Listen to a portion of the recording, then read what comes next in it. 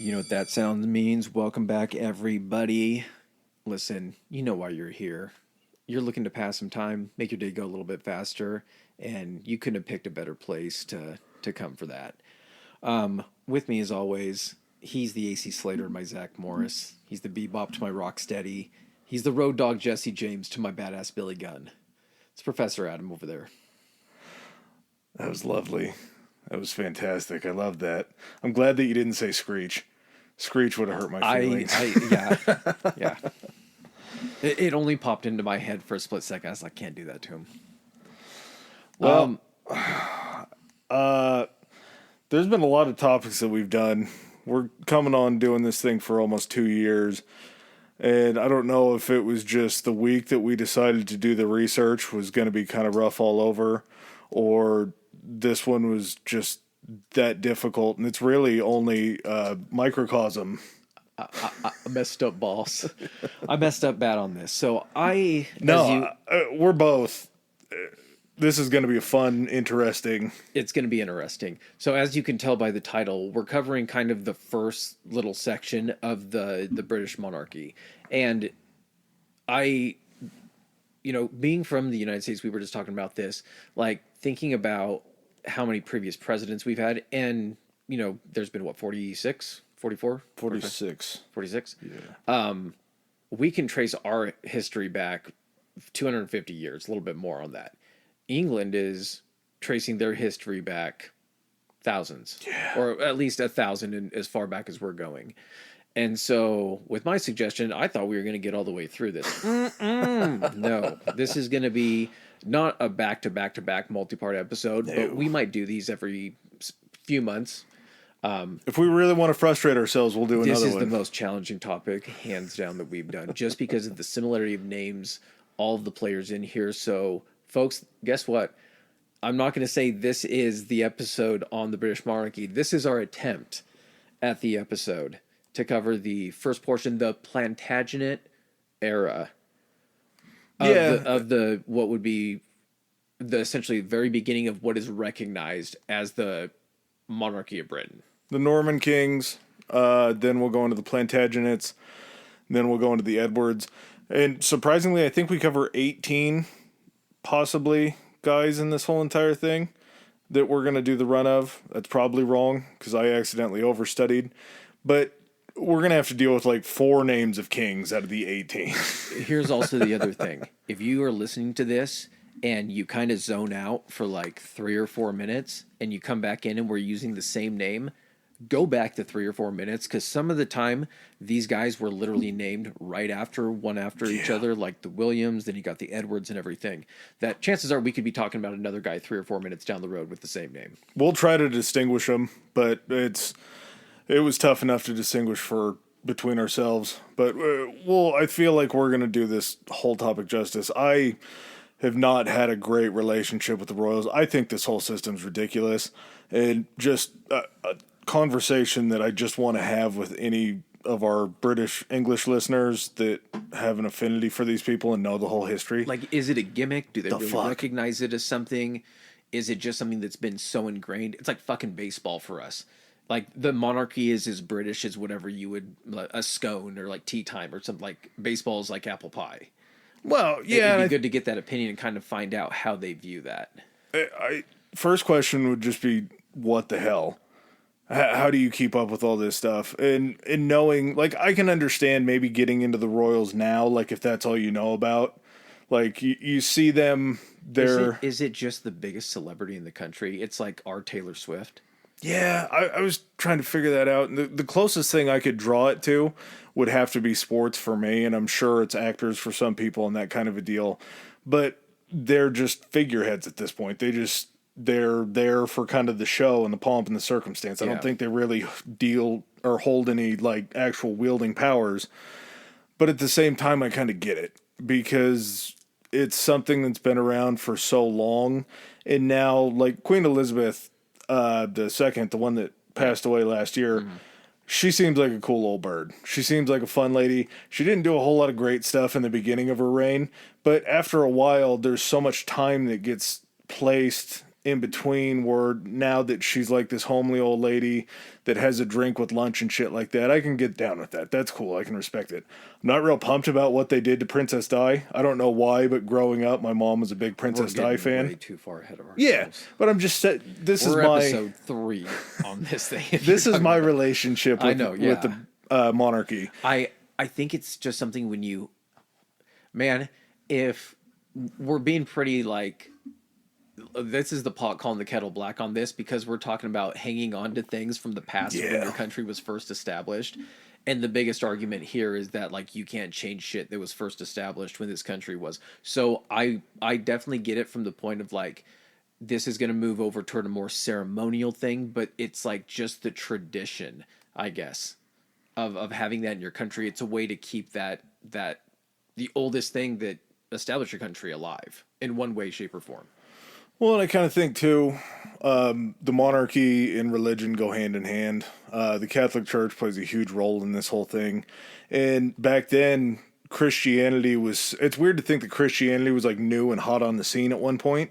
It's so weird to me that it's the Roman Catholic Church, but the thing is, it was Christianity. Yeah. I think Christianity is just defined as anybody that believes in Jesus. Oh, okay. So, and that could be wrong, could be not right. It sounded good. I don't know. Yeah, it sounded right. But the whole idea of the church propping up the monarchy was because these people were blessed by the church as basically chosen by God to do this role. And Christianity, it brought that money in. When Christianity is so new, and that's all you know, you have to believe that. So, like, that's the only explanation for everything. Mm-hmm. So when you put that much emphasis on it, back then, these people were literal gods on earth. Now that they're more ceremonial and we've kind of understood that maybe God doesn't play a role in everything, that's when you can kind of take the law and order part out of the monarchy and let them just be figureheads. Yeah, that makes sense. All right, well, we've already talked about it long enough. Let's get into it. Join us for the first edition of Royal Assholes.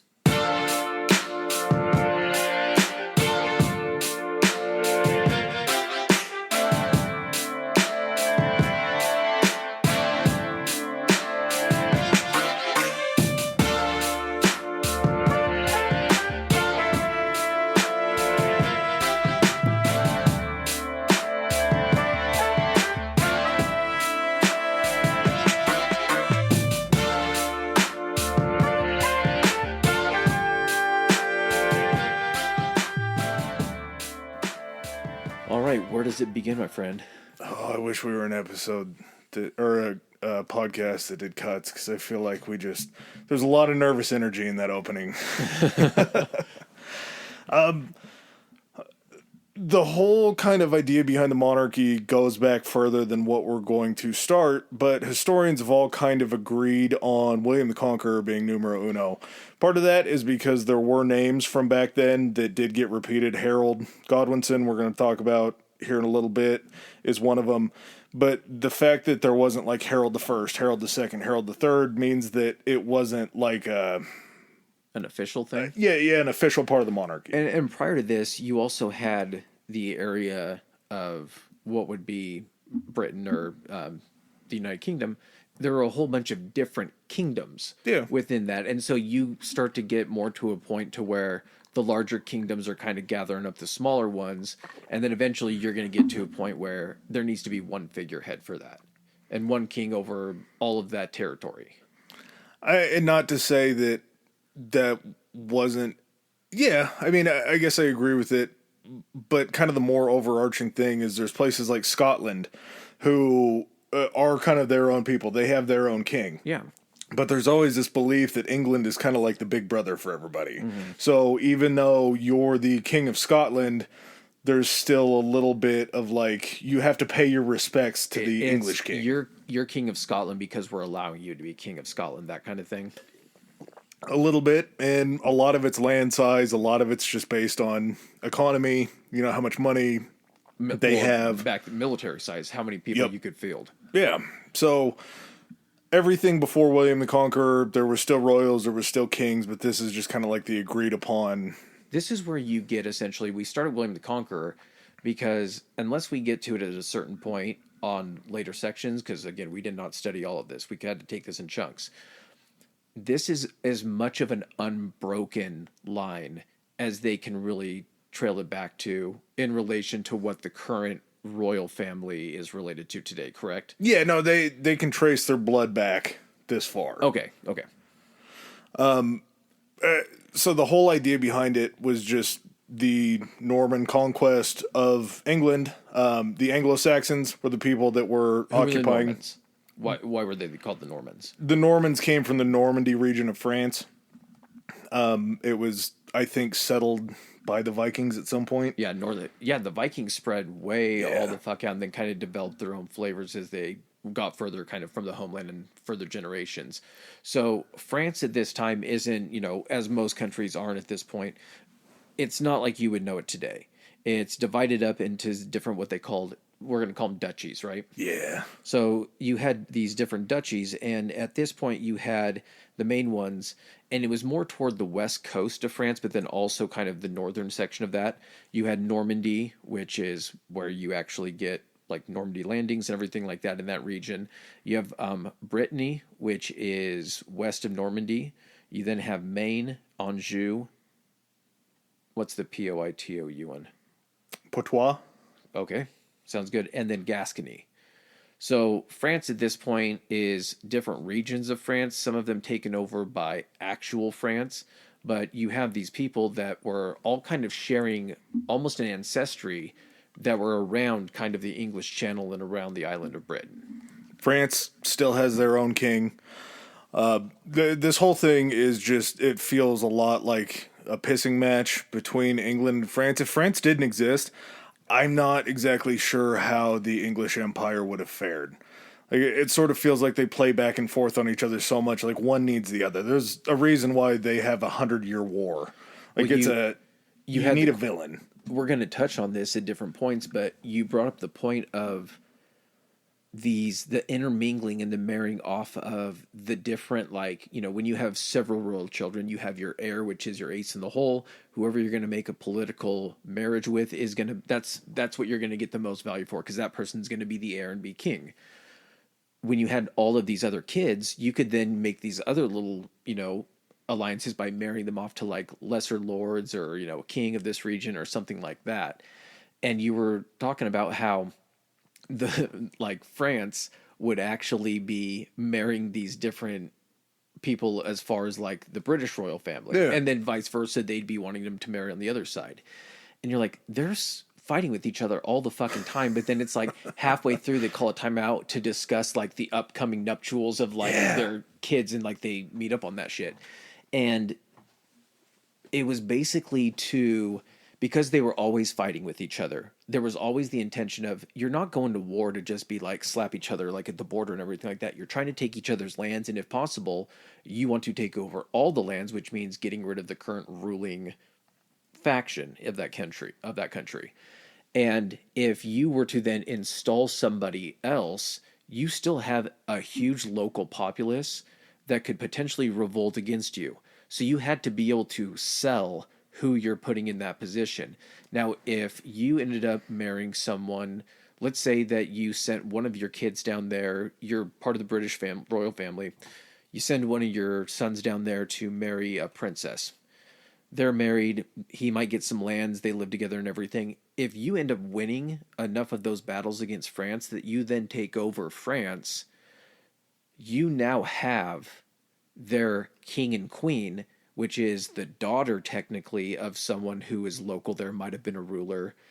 Now he's actually in charge of France. Mm-hmm. Now you essentially have a British-run France. Same way the other way. If France would have taken over Britain, they had some players in there that they could sell to the local populace of being like, no, like this person is your person. It's going to quell a lot of that possible uprising from the local populace. You just have to be able to make it palatable. Yeah, it's certainly a make it palatable. Also, like you were talking about, if you slip a royal into their royal lineage and something were to happen where succession ends up building up a certain way, if you can have French royal blood sitting on the throne of England, you can make a claim that that's your area. And if you could get someone that's been, I'm not saying a sleeper agent, but you do kind of get some people in this that are like that in this story. You could have someone that at one point is like, my mother was French. I'm really not crazy about the English people. I was actually raised in France and now I'm in this position. You're going to get much more favorable terms lending toward France for trade, all that kind of stuff. So Well, there was definitely a real strategy to these connections. and both of them have snuck people in. We'll talk about just the back and forth that happened. But just to start out with William the Conqueror, there was a gentleman that was named Harold, or not Harold, Edward the Confessor. Yes. Edward the Confessor was the king of England, the king of Britain, and For all intents and purposes, we're just going to call it England and just Yeah. say King of England so we don't keep switching back and forth. I don't even know what the difference is. But yeah, the Confessor, he's the king of England. His time is running short. There's a man named William who was the Duke of Normandy. And as the Duke of Normandy, he had kind of it was a loose familial connection. There was definitely some blood, but it might have been some cousin type stuff or The second kind of blood cousin that makes it once questionable removed. if you can sleep with someone. It kind of Yeah, sounded yep. like that, where it was That's just like, man, she's like my second close. cousin by marriage. Like, I don't know. And he'd said that Edward had told him, hey, when I die, you will become king. There was another man in there named Harold Godwinson. Godwinson, I believe, was more of a local, like a baron. He was somebody that was high up in society, and Harold had gotten to Edward's ear as he was sick. And when Edward died, Harold came out and was like, hey, he told me in there that I was going to be the next king. And the whole idea behind this was if you can make a claim to the throne that's believable enough and you can get crowned king fast enough, then you become the king in the eyes of the people. So anybody else that comes and tries to make a claim immediately has to fight the battle. Is at a disadvantage. Yeah. Even if they have a valid claim, it's basically a combination of a race and 9/10 possession of the law. Pretty much. Possession is 9/10 of the law. But you had William, who is in being the Duke of Normandy, is in Normandy across the English Channel. This comes at a time where there are ships and everything, but travel during these times is very, very slow. And so when you have someone that is there with Edward the Confessor and is basically, regardless of what happened, he's there. William has to get news of this. He's probably aware that Edward is sick and maybe like doesn't have much time left, but it's not like he's getting a call and being like, hey, you need to jump on the next plane, get in here because this guy's trying to steal your crown. It's all going to take a little bit of time. Was it 22 hours? It was literally the same day or the next day that Harold had himself crowned, right? I think it was because I think they said that the funeral was then preceded by They said the normal the coronation. time to go ahead and put someone else in there for the process of going through was like 9 months normally before the time frame in which the new king like came into and was coronated. And you also had to have someone from the church, like it would be the bishop or the archbishop in the area or anything like that. That was the person who was in charge and who kind of the real officiating of the coronation went. It was like that person's blessing is what makes that person the ruler. Well, the archbishop of the church is going to be the one. I believe they were anointed by oil from the church was how they did it. So you were anointed by oil from the church, and then you were given the crown and crowned king. I believe also by the archbishop. So it kind of had to be. You get blessed from the church, and then you get blessed into that position. I believe it's the Archbishop of Canterbury is like the number one guy over there. So if you're William, who also has the name William the Bastard, if you're William at this time and you find out this guy just fucking took your crown, what's a guy to do? You now become William the Conqueror. You fucking gather up an army. You sell that bitch over to Britain, to England, and you do a little thing called the battle. I mean, there's multiple battles and skirmishes, but you end up, and the whole point is, guys, we're not going to be able to go into a lot of detail because, like my man said over here, there's like 14 or 15 of these guys, and each one has information and a story we got to tell. So William comes over. He's looking to fuck shit up. A little thing called the Battle of Hastings happens in 1066. It's Harold against William. And we got Godwinson, Harold Godwinson, and the Anglo-Saxons. Real quick bit of information. I wanted to share this. When you refer to Anglo-Saxons, basically what it means is anyone that was of previous British descent. So when you have Anglo-Saxons, it was people from Saxony that had originated from England. Or that had settled in England. That had settled, yes, correct. And so you have Harold and the Anglo-Saxons against William and the Normans from Normandy. William ends up coming out on top on this. Yeah, the Battle of Hastings is wildly interesting. Just the Cliff Notes fast version. Harold knew William was coming, so at the beginning of like the battle season, because just like everywhere else, you can't battle in the wintertime, so you have to get shit set up. Well, you can. You just don't fare Yeah, it doesn't work well. So Harold gets his forces set up at the beginning of fight season. He waits. William and the Normans don't show up. He starts sending guys away because they're just running out of rations. There's shit going on. That's what it was. Up north. Up north. So someone from The Danes, they invade from the north. Fucking Harold's got to send a bunch of guys up there to deal with that. And while all his guys are up there dealing with that, again, this is hundreds of miles. Once they're dealing with that, guess who comes in from the south? Yeah. And William was uncontested when they landed, wasn't he? He was uncontested when they landed. The idea and the whole, it actually was fairly smart because Harold didn't have to win this war. He just didn't have to lose this war. Yeah. So they took the high ground, and as a Hannibal situation. Yeah, sort of pretty similar. When William and the Normans show up, they show up at the end of the season. So they said that they were waiting in Normandy for a fair wind to get them over. Obviously, God helping them get across. They had previously set sail, and bad wind had taken them further east. Yeah. And so they kind of had to scrap the plan and then just fucking worry about getting home. Yeah, and then they had to wait. When they show up, Harold and the Anglo-Saxons that were there take the high ground. William and the Normans have to rush up. They're fighting in a much less advantageous position. There's rumors going around that William had been killed in this battle.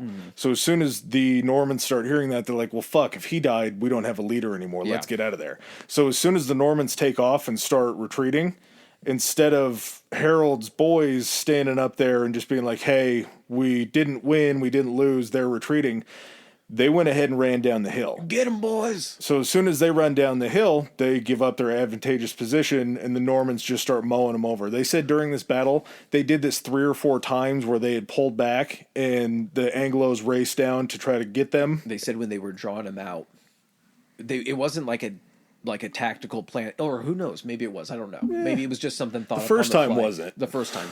Well, what ends up happening as they're retreating and, running back, and all of a sudden Harold's guys give up their position and start chasing them, guess who pops back up to be like, I'm not dead, motherfuckers. Let's win this thing. William pops back up, and his men are like, he's back!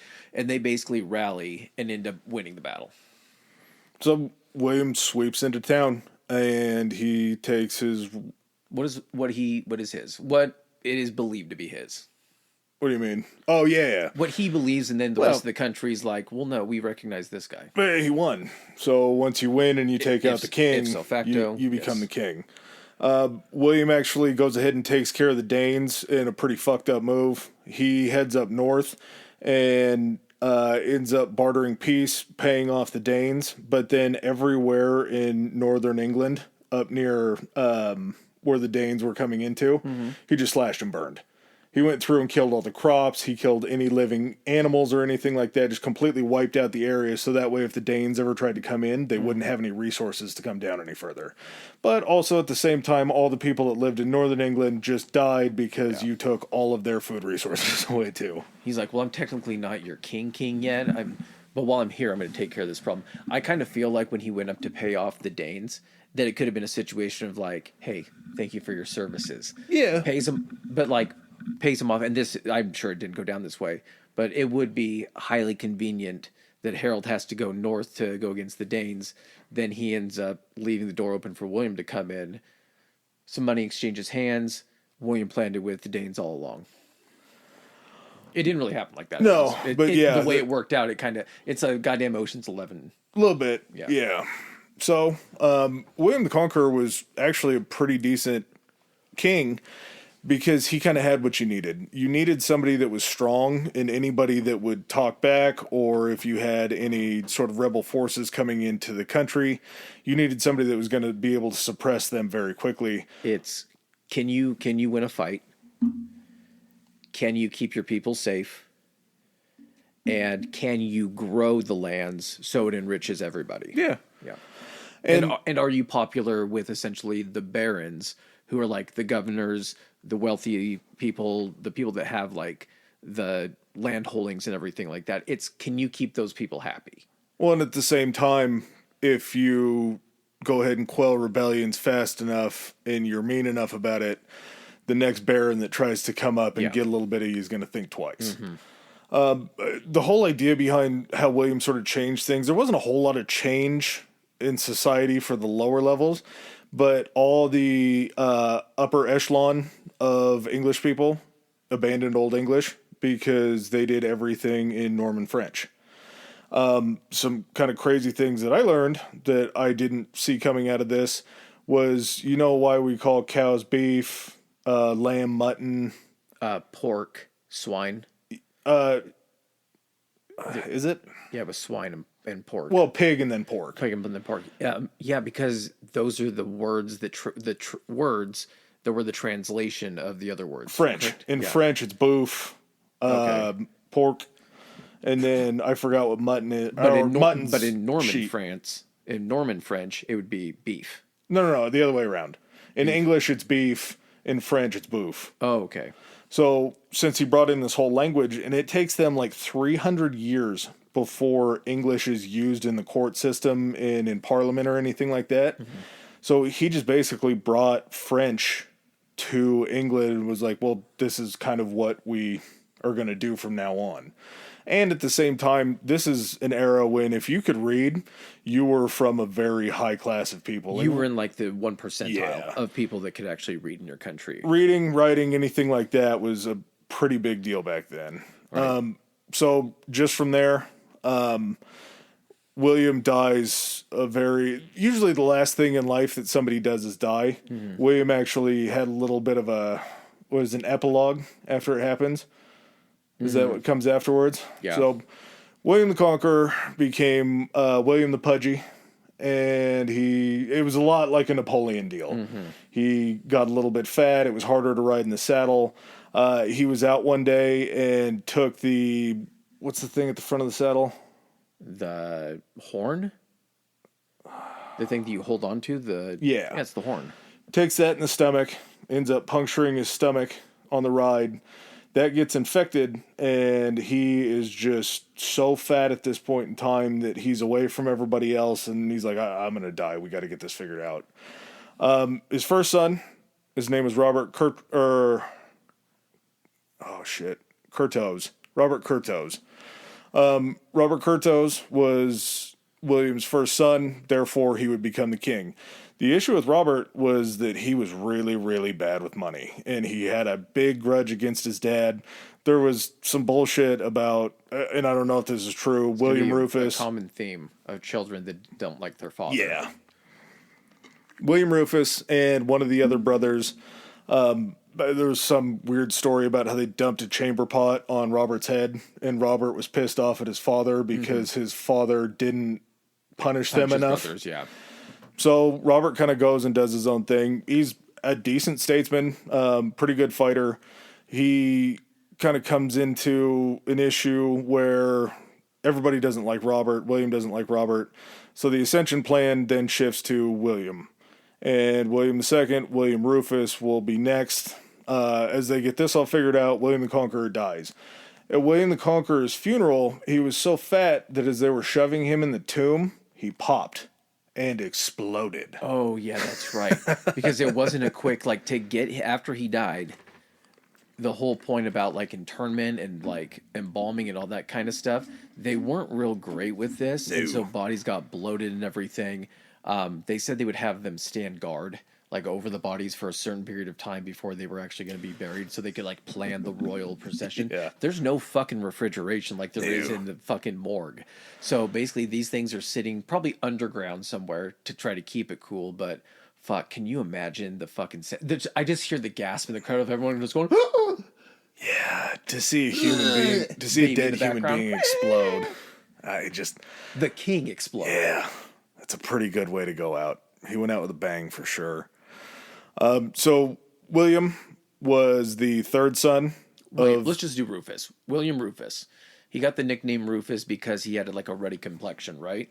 yeah, they said that he could have been a ginger, ruddy, I don't know, what the fuck's a ruddy Ruddy complexion? is like red. Like, you know, when you have sometimes. Oh, like like rosacea? Yes, yeah. Okay. He was actually the third son of William the Conqueror. We talked about Robert Curtrose was the first. The second son actually died in a hunting accident in a place called the New Forest. So this happens after William the Conqueror is king. He's out of the picture by the time succession needs to come along. So the third son, William, takes over succession. Weirdly enough, a lot of the stuff, and I'm going to make some Game of Thrones references here. A lot of the stuff in Game of Thrones is taken directly from British history. So you basically have, like, in Game of Thrones, you have the Kingswood, where Robert, the king at that point, or the king, whoever it is, that's their private area to hunt. No one else is allowed. You also get the thing like in Robin Hood, like, how dare you kill a deer in the king's forest? That kind of thing. So they had this private section. It was like a 70-mile stretch or something of, like, forest that only they were allowed to use. Yeah, which, I mean, you'd think if your son died in a hunting accident, you probably would never. It would hold some rough memories. Yeah. I don't think bad memories existed for these people. I don't think there were good memories. You had your to, eyes on the prize. Yeah, my to friend. supersede anything. The prize was the crown. But as William II, William Rufus becomes the king. His older brother Robert becomes the king of Normandy, or Duke of Normandy. Duke of Normandy. So the Duke of Normandy, I'm going to make another Game of Thrones reference here. The Duke of Normandy is essentially the position assigned to someone who would be the heir apparent, or the designated heir. So much like with the Targaryens, Dragonstone is where essentially the prince would be living there, and then the next in line for the throne. It's kind of the same with the being position of Duke of Normandy, and it's kind of like the warm up for the show. Yeah, you're on deck. You're ready to go next. So Robert becomes the Duke of Normandy. Robert doesn't stay the Duke of Normandy very long because he actually leases out his role as Duke of Normandy back to William II for like 10,000 pence or silver shillings. I don't know, just a lot of money for 10 years so he can fund himself to go over and fight in the Crusades. Mm-hmm. So Robert wants to get out on the battlefield. He's not cool with this Duke of Normandy thing, which also kind of makes me think he probably wouldn't. Battlefield. He's going to fight the fucking Crusades out of the political battlefield. Yeah, of like the royal shit. Yeah. He's not. He doesn't have to deal with that. He wants to get out there. I and he can't wants be to kill king. I'm some going to go fuckers. fucking take back the kingdom of God. Yeah. And then I'll come back and everyone will love me. Oh, well, and that's sort of the difference between what's going on as a king and what's going on during the Crusades, because kings went over and fought in the Crusades, but these kings weren't just sitting around. These kings were going out and fighting. They were disputing land. They were trying to take over areas. They were trying to quell rebellions. They were just always on the move, it seemed like. And William II wasn't very popular. There's some rumors that he was gay. Now, I say that because he wasn't popular with the church, because he didn't like paying the church money, because why would you like to pay the church money? He wasn't really pious like his father. William was pious. William believed that everything that he did was because God did it. Coincidentally enough, I think a lot of people were gay according to the church. and coincidentally enough, those were the people that didn't tithe very much. Yeah, right? there was a lot of correlation between homosexuality and not giving the church enough money. That's sort of where I was going with that. I believe that there was something to that notion. But he also wasn't very popular because the people just didn't have a lot of faith in him because he wasn't close in the church. He also never married, and he didn't have any kids, correct? Mm-hmm. And he meets a very sad, unceremonious ending, much the way his older brother did in the New Forest in a hunting accident. And during that hunting accident, his younger brother, Henry, was also there too. Let me paint you a picture here. As the story goes, William, this is the second, Rufus, they were hunting. His brother is present. He actually goes to shoot. You have bows and arrows at this point. He goes to shoot an arrow at a deer. And as he's moving, they say that another deer was moving, and one of the people that he was with goes to take a shot. Literally just fucking puts an arrow right in him, like right in his chest. and they said he didn't say a thing.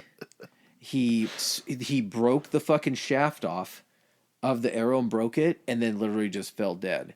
Well, you'd think that Henry would be like, oh my God, we got to help my brother. Let's No. scoop him up and try to get him some help. Yeah, we got to get him out of here. This is the king's body. Fuck that. Henry's like, nope, leave the body, and hauls ass back on his horse to get coronated and get this shit popping immediately. Well, because you have Robert Curtos, who has the legitimate shot at the throne. And he's not currently there. Again, doesn't even pick up the body. Has the guys that are with him just say, leave the fucking body. Let's get back to town so we can make sure that I'm taking the throne. The body ended up getting found by like some merchant who had to put it in his cart and then took it back to the town. They said by the time they got to it, it had been like not decomposing, but you're getting the blood and everything like them. That. Yeah. So the whole belief system that they kind of went through with the succession plan, originally the belief and kind of what ends up taking over and becomes the norm is something called primogeniture. Primogeniture basically means that you're the firstborn, so you are next in line to gain any sort of land, riches, titles from your father. What you would recognize is the kind of standard line of succession, right? Henry used something called porphyriogeniture, which means that you were the first son that was born of the king and the queen. So even if you were born in your family, but your dad wasn't king yet and your mom wasn't queen because your dad became king, you would be considered not the first one in line because your birth wasn't royal. To be an heir, your parents have to be in position to make an heir. Which, again, I feel like this is just him trying to make up a reason to be like, Robert doesn't need this. Yeah, Robert missed his chance. We're not going to deal with him anymore. I was born when dad was king and mom was queen, so that makes me the next heir to the throne. And even in that situation, I think he still should have been next in line, because the way that I understand that it works is you have, okay, I'm going to use the fucking Prince William and Harry situation. So you had Charles, who was next in line. Yep. Then you had William. Yep. Then until William had a son, the next in line at that point was Harry. Where's Prince Andrew in the whole thing? I mean, besides the island. Besides prison? Yeah. Or wherever? Yeah. I don't know. So as soon as William had a son, then that line of succession split, and now he was the next in line. Henry. Then Harry would go after him. And then if he had two sons, then it would be the second son, then Harry. So it's essentially, at this point, the only way that Robert could get in there, I guess with Robert being the oldest brother, right? Yeah. Okay. Yeah, I would say that gives you the right to the throne. For some here, this is what's going to happen. I was thinking for some reason it was going to be the other guy. No. So Henry rushes back after this arrow wound, death of his brother, and takes the crown. Robert's trying to get back from the Crusades at this point to figure out what the fuck is going on. Once Robert gets back, the 10 years is up. He goes ahead and takes over Normandy again. Henry was wildly popular with the people. And he had a son who was also named William. Jesus Christ. Again, he's going to be the heir to the throne. Robert comes back over and he takes over Normandy again. The reason that Normandy is so important to England, just besides land grabs, is there are a bunch of barons that have land in Normandy and have land in England as well. It's also their foothold. Yeah, because it is. It's on the coast and it dips into France. If they ever need to go conquer, that's a staging area. And a lot of this stuff, when you're having to grab more land, you can't be like, well, we're just going to grab some land and then not do anything with it. You have to establish like a strong points there and like a presence there. But the barons don't give two shits about that. The No. barons just care about their land over there, because if the French take it over, they can be like, well, fuck you, we're taking your land, you don't get this Exactly, back. yes. So you kind of have to have somebody that can play in both worlds. They didn't like Robert. Robert was bad with money. He wasn't always the most dependable guy. So what Henry does is he goes into Normandy and they take over Normandy. He jails Robert, and he jails Robert. Robert has a son named Stephen, or has a son named, what's his name? Yeah, it was Stephen. William Clito. Okay. William Clito was his son. Cleto has a claim. Cleto feels like he has a He's claim. the first son of the first son. Yeah. Cleto ends up going away and he dies in battle. And after that happens, there's more of a question of Robert's in jail. Henry's the king. William is going to be the heir apparent. Henry's son, William, is going to be the heir apparent. Well, they were over fighting in France, and as they were fighting in France, they had won and were coming back across. They had this brand new vessel that they called the White Ship. The White Ship was supposed to be faster than any of the other ships that the English had at that point. Mm-hmm. I don't know why. I don't know how. But there was something about it that was super fast. It's top of the line, baby. Yeah, William was a very cocky child, it seems, and they went ahead and stayed overnight in the harbor after everybody else had left, and they were getting drunk on the boat and hanging out, saying, hey, we'll get up in the morning. We'll go ahead and beat them back still, even though they took off the night before. Oh, yeah, everybody got drunk. So the next day happens, they launch like a bat out of hell into the harbor, and they hit a rock and drown, and everybody dies. Yeah, guess what? It's not very easy to swim in all of that clothing that they're wearing at that point. The layers, the fucking heavy materials, that shit weighs you down. So now they're kind of hosed, because Henry only had William and a daughter named Matilda. Up to this point, it was unheard of that a woman would become Queen of England. It just wasn't. We're very, very we're new into this. Yeah, we're new, but women in power weren't very common. That's what I'm saying. Yeah. So let alone like head of a local or smaller, piece of land or territory. Yeah. Let alone the ruler of England. So, Henry's new succession plan, because he can't have any more children, his wife dies, he hooks up with another lady, and I guess maybe pressure to make another son for an heir just isn't there anymore. He doesn't have it. They don't ever have another son. So the next plan is he pitches it to the barons. He says, hey, Matilda's going to be your guys' queen. Everybody's good with that, right? They're like, yes. 3-4 years later, come back around. He brings them all back, brings all the barons back in. He's like, Matilda's still the queen. That's still the plan. They're like, yes. Matilda was an empress who had married into the Holy Roman Empire, and her husband had actually died. So she had some, I don't know what you would call that, not business ties, but kind of like international ties between other kingdoms. So she comes back. An expat. Yeah, she's going to be the next Queen of England. Henry goes ahead and finally kicks the bucket, and when Henry kicks the bucket, shit goes really, really south. Because before Matilda can make it back from where she was, Stephen I, who is actually the son of one of William the Conqueror's daughters, comes in with a claim saying that he is the King of England. He has the blood to come all the way down. I know I wrote it wrong. Okay. And once he makes that claim, Matilda's not there. He had actually married a woman named Matilda, and this is where the Matildas get very confusing. So we're going to call Empress Matilda Empress because she is the daughter of Henry, and it's the only way to make this make any sense. Stephen comes in and he gets crowned. He's already at an advantage because he's, first of all, to get on board with a female monarch in that situation, they had to be looking at that like, we probably don't have any other choice in regards to this as far as this bloodline and everything. But then when you're presented and you're able to say, yeah, I mean, I guess it's not the king's direct biological child, but it's definitely within that bloodline because he's a descendant of William too, just like these kids are. And he's got a dick. So, I mean, I think we got to make sure he's got the more legitimate claim, right? Well, yeah. So once Stephen shows up, all the barons are like, you. Yep. Forgot about Matilda, you. I know we swore twice that we were going to honor Matilda. Hey, we didn't even know you existed.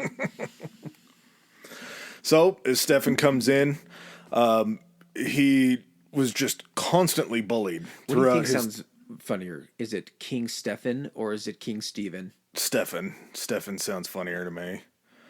Stephen sounds not British. Stephen That's totally why I think sounds, it's funnier. Yeah. It's like King Ralph. Stephen throughout his reign just gets bullied by the Welsh and the Scots. It's just embarrassing how bad it goes for him with them. Yeah, again, and in England this time, you do have essentially the Kingdom of Wales and you do have Scotland, both attached geographically to England, these are independent nations. Yeah, and they have their own kings. They have their own setup. And everyone loves to fucking fight. Well, and the bad thing was that the people from Wales and Scotland weren't his biggest threat, because his biggest threat was still the Empress that was coming to try to take her crown. Mm-hmm. So she had actually married a guy whose name was Geoffrey of Anjou. That's Geoff, Jeff. Anjou. And Henri was just like where he was from. Yeah. I'm assuming that was his region that he was from. Jeff was a pretty well-to-do man and a very, very smart individual.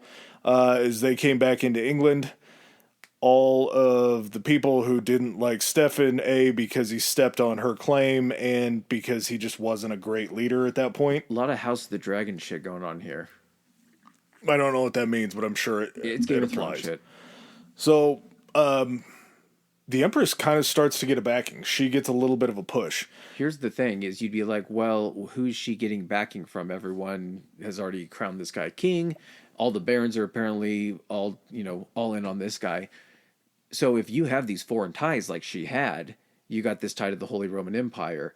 You have these other countries that don't like England that are looking at this and saying, well, if she gets on the throne, it could be very favorable for us because she has these ties. If we help her get there, she's going to owe us favors. So she can definitely get backing as far as military to come after it.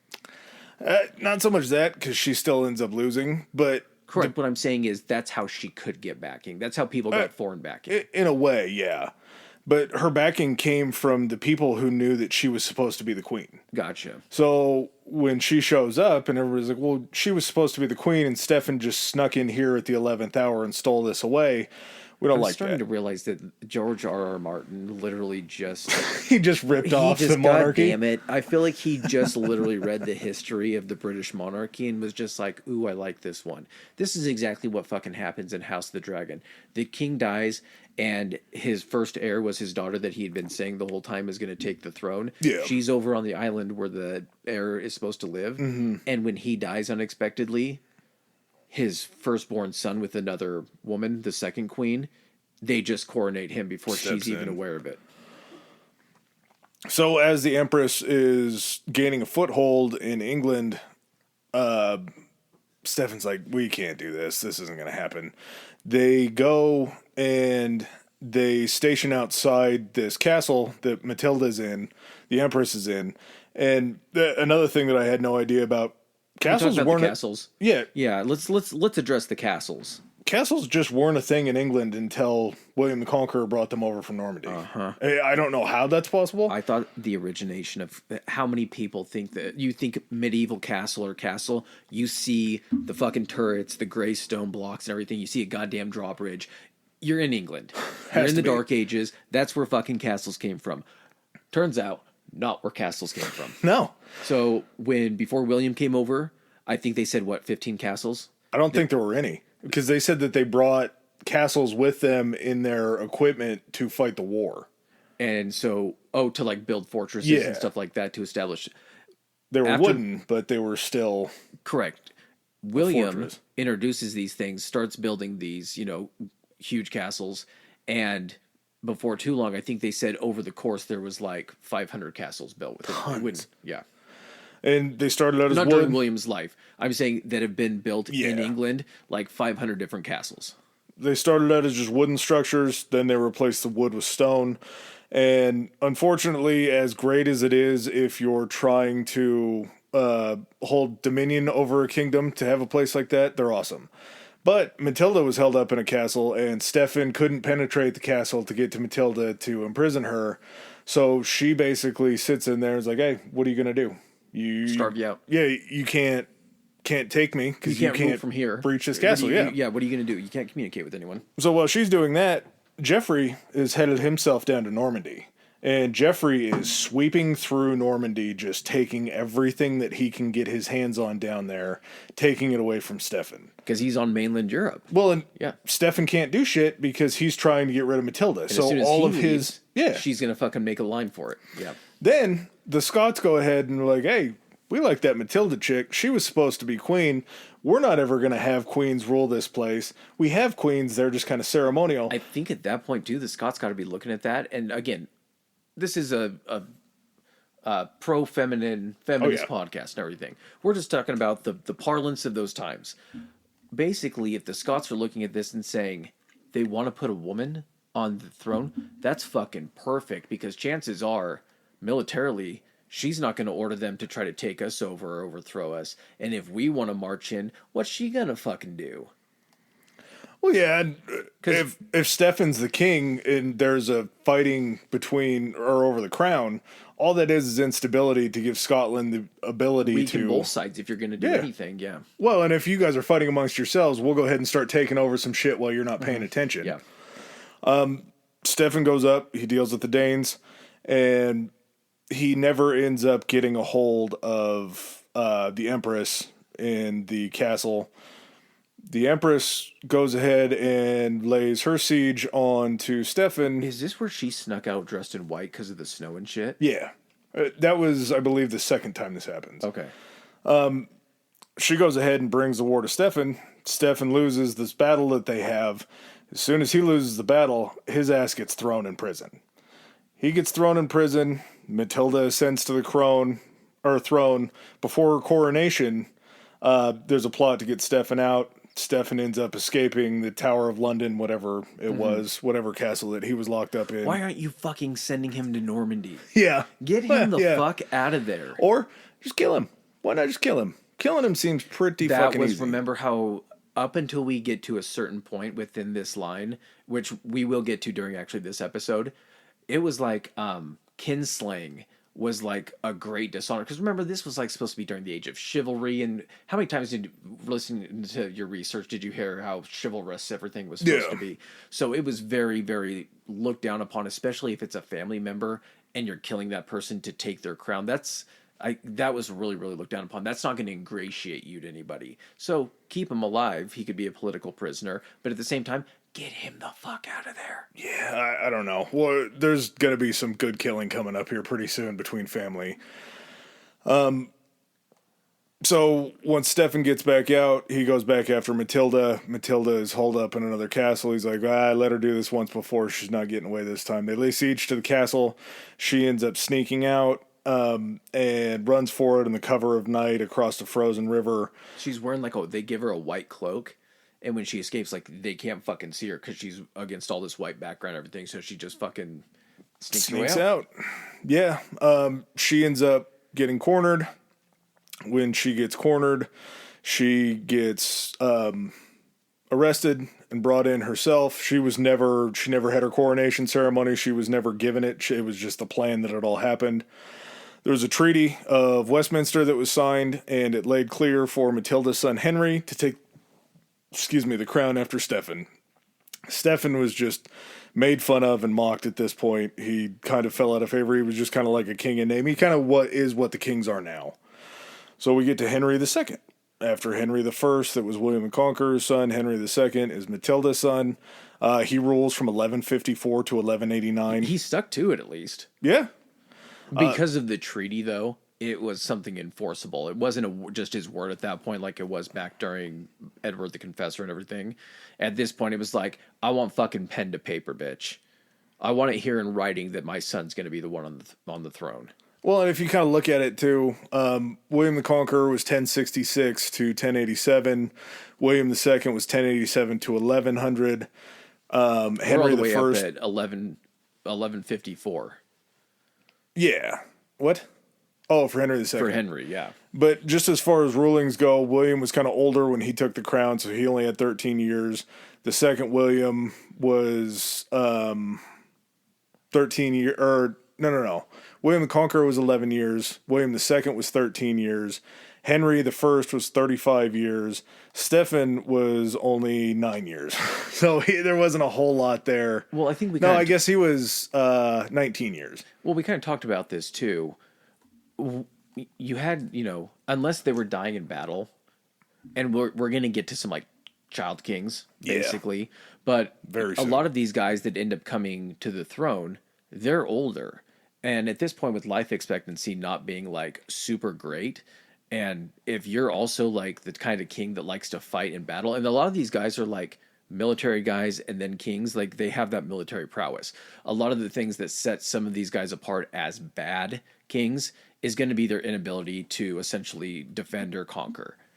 And so you get kings that are, you know, not coming into the throne until they're in their later stages of life. So once they hit that, it either doesn't take much in battle when they're, they're old and they can't fight as well, or illness is going to take them because they have weaker bodies. Yeah. So you get these shorter rules. You don't have a king like, what was Elizabeth II? She was like 50 some years. I think it was longer than that. I think it was like 70. Yeah. So I mean, you don't get that back then. So we're gonna get a lot of changeover during this period. Yeah, and there's still some long reigns coming up, but Henry II goes in and takes the crown at 21. He was a great military commander. He expanded the shit out of his territory into a lot of France. He had this friendship with a guy named Thomas Becket. Thomas Becket was kind of higher nobility, but he wasn't like mainline, this is the guy. And he had actually made Thomas Becket the Lord Chancellor of England. They were friends. They got along really well. There was Lord Chancellor. There's a pretty funny story that I had heard that him and Thomas were riding through a town in England, and there was like an old homeless guy on the side of the street in the wintertime. And Thomas Becket was a very opulent man. When Thomas Becket went over into France, he brought along monkeys that rode horses. He always was very nicely dressed, very ornate clothing, different things like that. So Henry and Thomas are riding horses through town. They see this guy sitting on the side of the road, freezing his ass off without a coat. And Henry's like, hey, that guy looks cold. He's like, yeah, you should probably do something about that. Get him a coat. And he's like, give him your coat. Thomas is like, I'm not giving him my coat. And they have like this little tussle until he pulls the coat off of him and makes Thomas. And he's like, hey, give him the fucking coat. Yeah. Gives him the king look, and he's like, God damn it. Fine, I'll give him. I'm the Lord Chancellor of England. I don't get any respect. You're still gonna bully me. I'm the Lord Chancellor. He's like, because you're, when you use your like voice when you're talking to the dog or your kid and everything like that, you use your king voice. Get a little stern. So he had a great plan here. Him and Thomas got along very, very well. There was kind of a jockeying for control between the kingship and the church, because the church was the one that wanted to choose the archbishops. And once they could kind of do that, they had more dominion over the kingdom than the kings really liked, because obviously they have to pay. Who's closer to God? So who technically has more power? Yeah, and they just don't like the church interfering in their business. They also like that money. That the church is getting so much money from these kingdoms. Well, and that's the whole idea, to pay to go on crusade is to pay the church, and then the church sends you out there. Worst thing you could be in this situation is if you didn't pay and they excommunicated you, you were literally ostracized. You no longer had that connection to God that people, believed you did have. Some of them. Well, we'll get to a guy named John who somehow finds his way back in. But he ends up getting Becket into this position of Archbishop of Canterbury, the number one church official in the kingdom with England, becomes his big dick. like best friend. Becket wasn't a very big fan of this, because Becket never really said he wanted to be the archbishop. They actually swore him in to the church as like a priest 3 days before he took the papacy or whatever it is.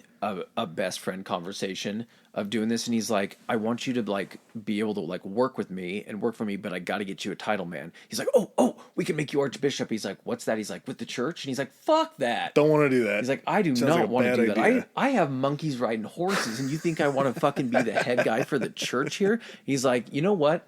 I don't trust anyone else to do this. I need someone I can count on. You're fucking archbishop. And uses his king voice. He's like, God damn it. Well, and this sort of works out perfect for Henry. He's celebrating his win because the Archbishop of Canterbury is the Lord Chancellor of England. So he's got both positions covered. Becket's like, don't want to do this. I'm going to go ahead and drop out of the Lord Chancellery. I don't want to be that position anymore. I just want to be the Archbishop of Canterbury. He gets very pious. They have a falling out to where Thomas isn't doing what Henry wants him to.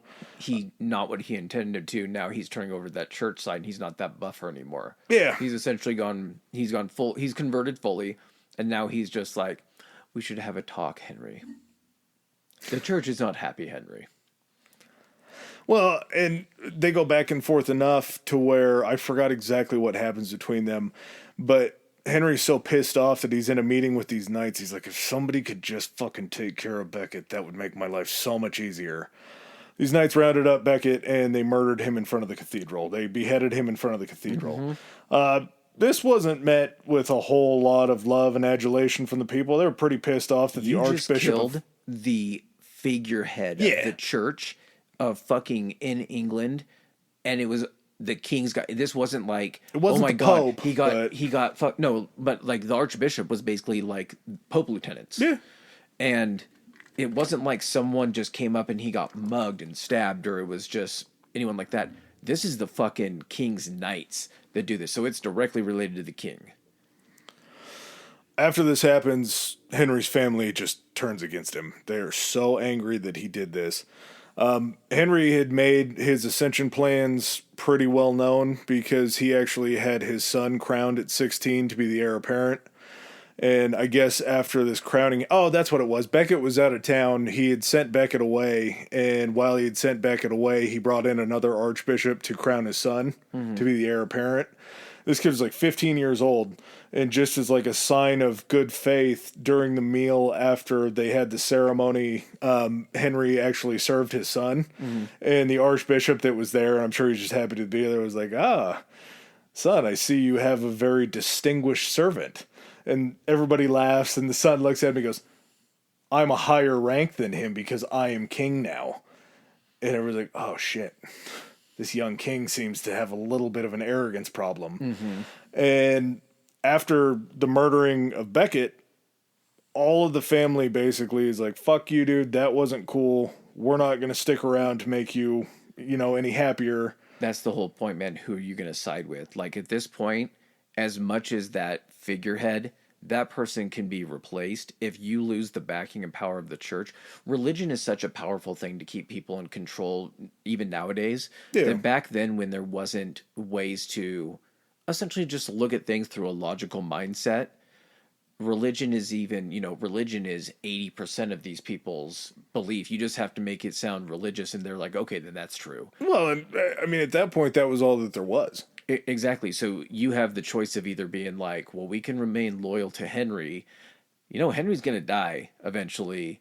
And if we side with Henry against the church, that's too much power that we're going to be going against. So, of course, they're going to turn against him. It's self-preservation.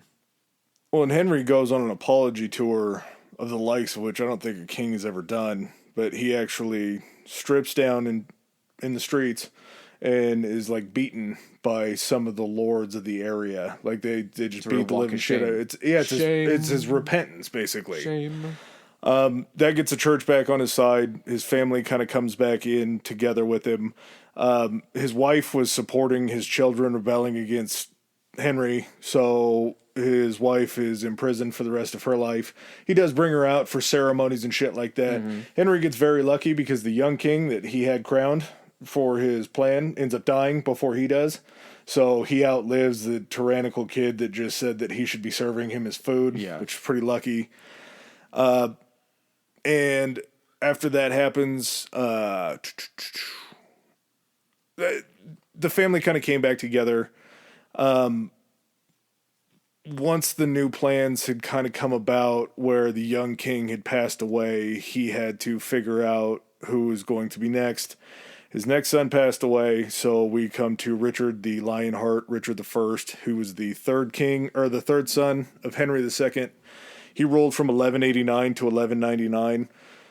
He came in leading rebellions in France at age 16. Yeah, this guy liked to fucking fight. If you've ever... This is the king. Richard the Lionheart is in any Robin Hood... usually like crusade type movie that features like a king of England, it's always Richard the Lionheart. He's Robin Hood Men in Tights and everything. King Richard and that's the one like Robin fought with in the Crusades and is loyal to and everything is Richard the Lionheart. This guy just wants to go down to the Middle East and try to fuck shit up. Well, and he burned hot. He burned bright. He didn't burn long. He was called the Lionheart because this is like the first symbolism used of the lion in England's history, and I think it's like on the familial crest now. Lions. It's on a lot of familiar crests. There's Yeah, but like lions in England are like synonymous with each other. I think they're on soccer jerseys for the national team. It's the Lannisters, my friend. Okay. Yeah. Again, not sure. They're the really bad rich people in Game of Thrones. Okay. Except they do have the Peter Dinklage. Dink is a Lannister, but he's like the good. He's a half a Lannister. Yeah. No, he's a full Lannister. Well, in size. Yeah. But, yeah, Richard's a bad dude. Richard spent all but 6 months of his reign out leading armies and fighting in the Third Crusade. He was out there getting shit done. And when he was showing up in different places during the Crusade, he didn't make a whole lot of friends because as he would go out there, he would start to outpace other kings that were fighting in the Crusades at the same time. Everyone was fighting in the Crusades. I know we did the episode a long fucking time ago about the Knights Templar and everything, but we need to circle back toward the Crusades and shit to just kind of explain that because everyone wanted a fucking piece of Jerusalem. Well, I mean, of course, Christianity is the fucking creme de la creme. It's all about religions. Whoever controls that has to be in control of like the power, whatever power on earth exists there. They were fighting Islam. They were fighting a rival religion. Exactly. And you had like kings from France down there. You had just kings from a whole bunch of European nations down there. It wasn't just the English, but basically, yeah, you have Richard down there making everybody look bad. And so as he's down there doing that, he is just bleeding all of the resources out of England. He's taking all of the money to go and fight the Crusades and just not leaving a whole lot for the people of England, and he's just not there. Out of the 10-ish years that he was king, he was only home for 6 months out of that. Yeah, it costs money to do this, and so you first you have to have the blessing of the church in order to go ahead and make a religious crusade. Secondly, you had to have the funds in order to maintain that crusade. This isn't like taking a fucking trip for the weekend. If you're going down there to fight, this could be, like you said, years at a time that you're spending down there. You have strongholds down there. You have a port city, I think, down there. I can't remember the name. It started with an A, I thought. But you had places down there that were in, British held territory. So with Richard being down there and needing a continual flow of funds, you get that money through tax. And so you're starting to raise the taxes on all of these people.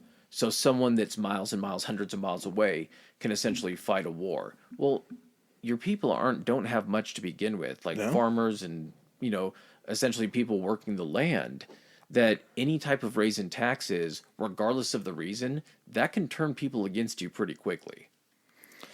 Well, and he got real hosed. The name is escaping me, but while he was down fighting in the Crusades, they had taken over a kingdom, and the first guy that helped take over the kingdom had like his drapery put down the castle walls or put down the fortress walls, whatever. Yeah. And Richard came in and he's like, take that shit down. That looks stupid. And as they were leaving back to come back to England, there was some scuttlebutt that he was going to be taken. So he escapes into this other country, and it just turns out that he escapes into the country of the guy that he took the banners down from. The guy's like, oh, you motherfucker. He goes ahead and turns him into the Byzantine Empire. The Byzantine Empire is also very mad at Richard because Richard took Cyprus as he was headed to. Oh yeah, you're not just making a march down there and everything. Everyone's minding their P's and Q's. If you're able to conquer some shit or someone crosses you, you're like, we can make a detour, right? Yeah, let's go conquer this shit. We'll figure out how to get him. So his mom raises just a giant ransom to pay. It was an exorbitant amount of money that just pushed England further into debt. They ended up getting him back. Richard meets his maker through an arrow. It was just like a random arrow that he was watching a duel going on between two guys. And I don't think it was a duel. I think it was a little skirmish. And he was yelling down from where he was, and they were up on top of the hill, and he wasn't wearing any armor or anything like that. And French guy picks up a crossbow, fires a crossbow, hits him in the shoulder. He refuses medical attention. Oh, he was. Yeah, there's a couple differing reports on it. One of them says that he was watching him. The other is that he didn't, because he didn't wear armor for some reason. Yeah. He was actually kind of outdoing, just riding around. Like they were sieging someplace in France, like a fort in France or a castle in France, on the way back from the crusade. And yeah, he was out kind of riding by himself, and he literally came upon one fucking French archer. And he literally just sat there watching him, and the guy raised the crossbow, fired it, and fucking took it in the shoulder, rode back to camp, and got someone to help pull it out. It's basically, if you've ever seen the Robin Hood with Russell Crowe, the newer one, it's literally the opening scene in that movie is kind of how he dies.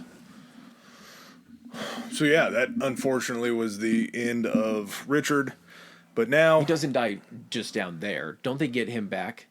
Do they end up getting him back, or is it just his body they get back and he ends up dying of, like, infection and everything? I think he dies of infection. Okay. While before they get him back to England? Yeah. Okay. So there's no, like, official, like, death in England where he's naming the next successor or anything like that. He dies on Crusade, and then it's just the next man up. No, the next man up is actually his... younger brother Henry John. That's right. So how could we forget about John? Before we get into John, I need to take a bathroom break. All right. Oh my God, Adam! What is that up in the sky? It's a bird. It's a plane. It's socials. Oh my God! It's faster than Instagram. That's historically high pod on Instagram. More powerful than X. It's historically high, historically HI on X. Able to leap tall threads in a single bound. Back to historically high pod on Threads. And, I mean, I guess there's still Gmail, right? We got that too. That is historically high podcast at gmail.com. All right, guys, back to the show. All right. Getting down to probably the shittiest of the kings that we're going to cover here today. We get to King John. King John's my favorite.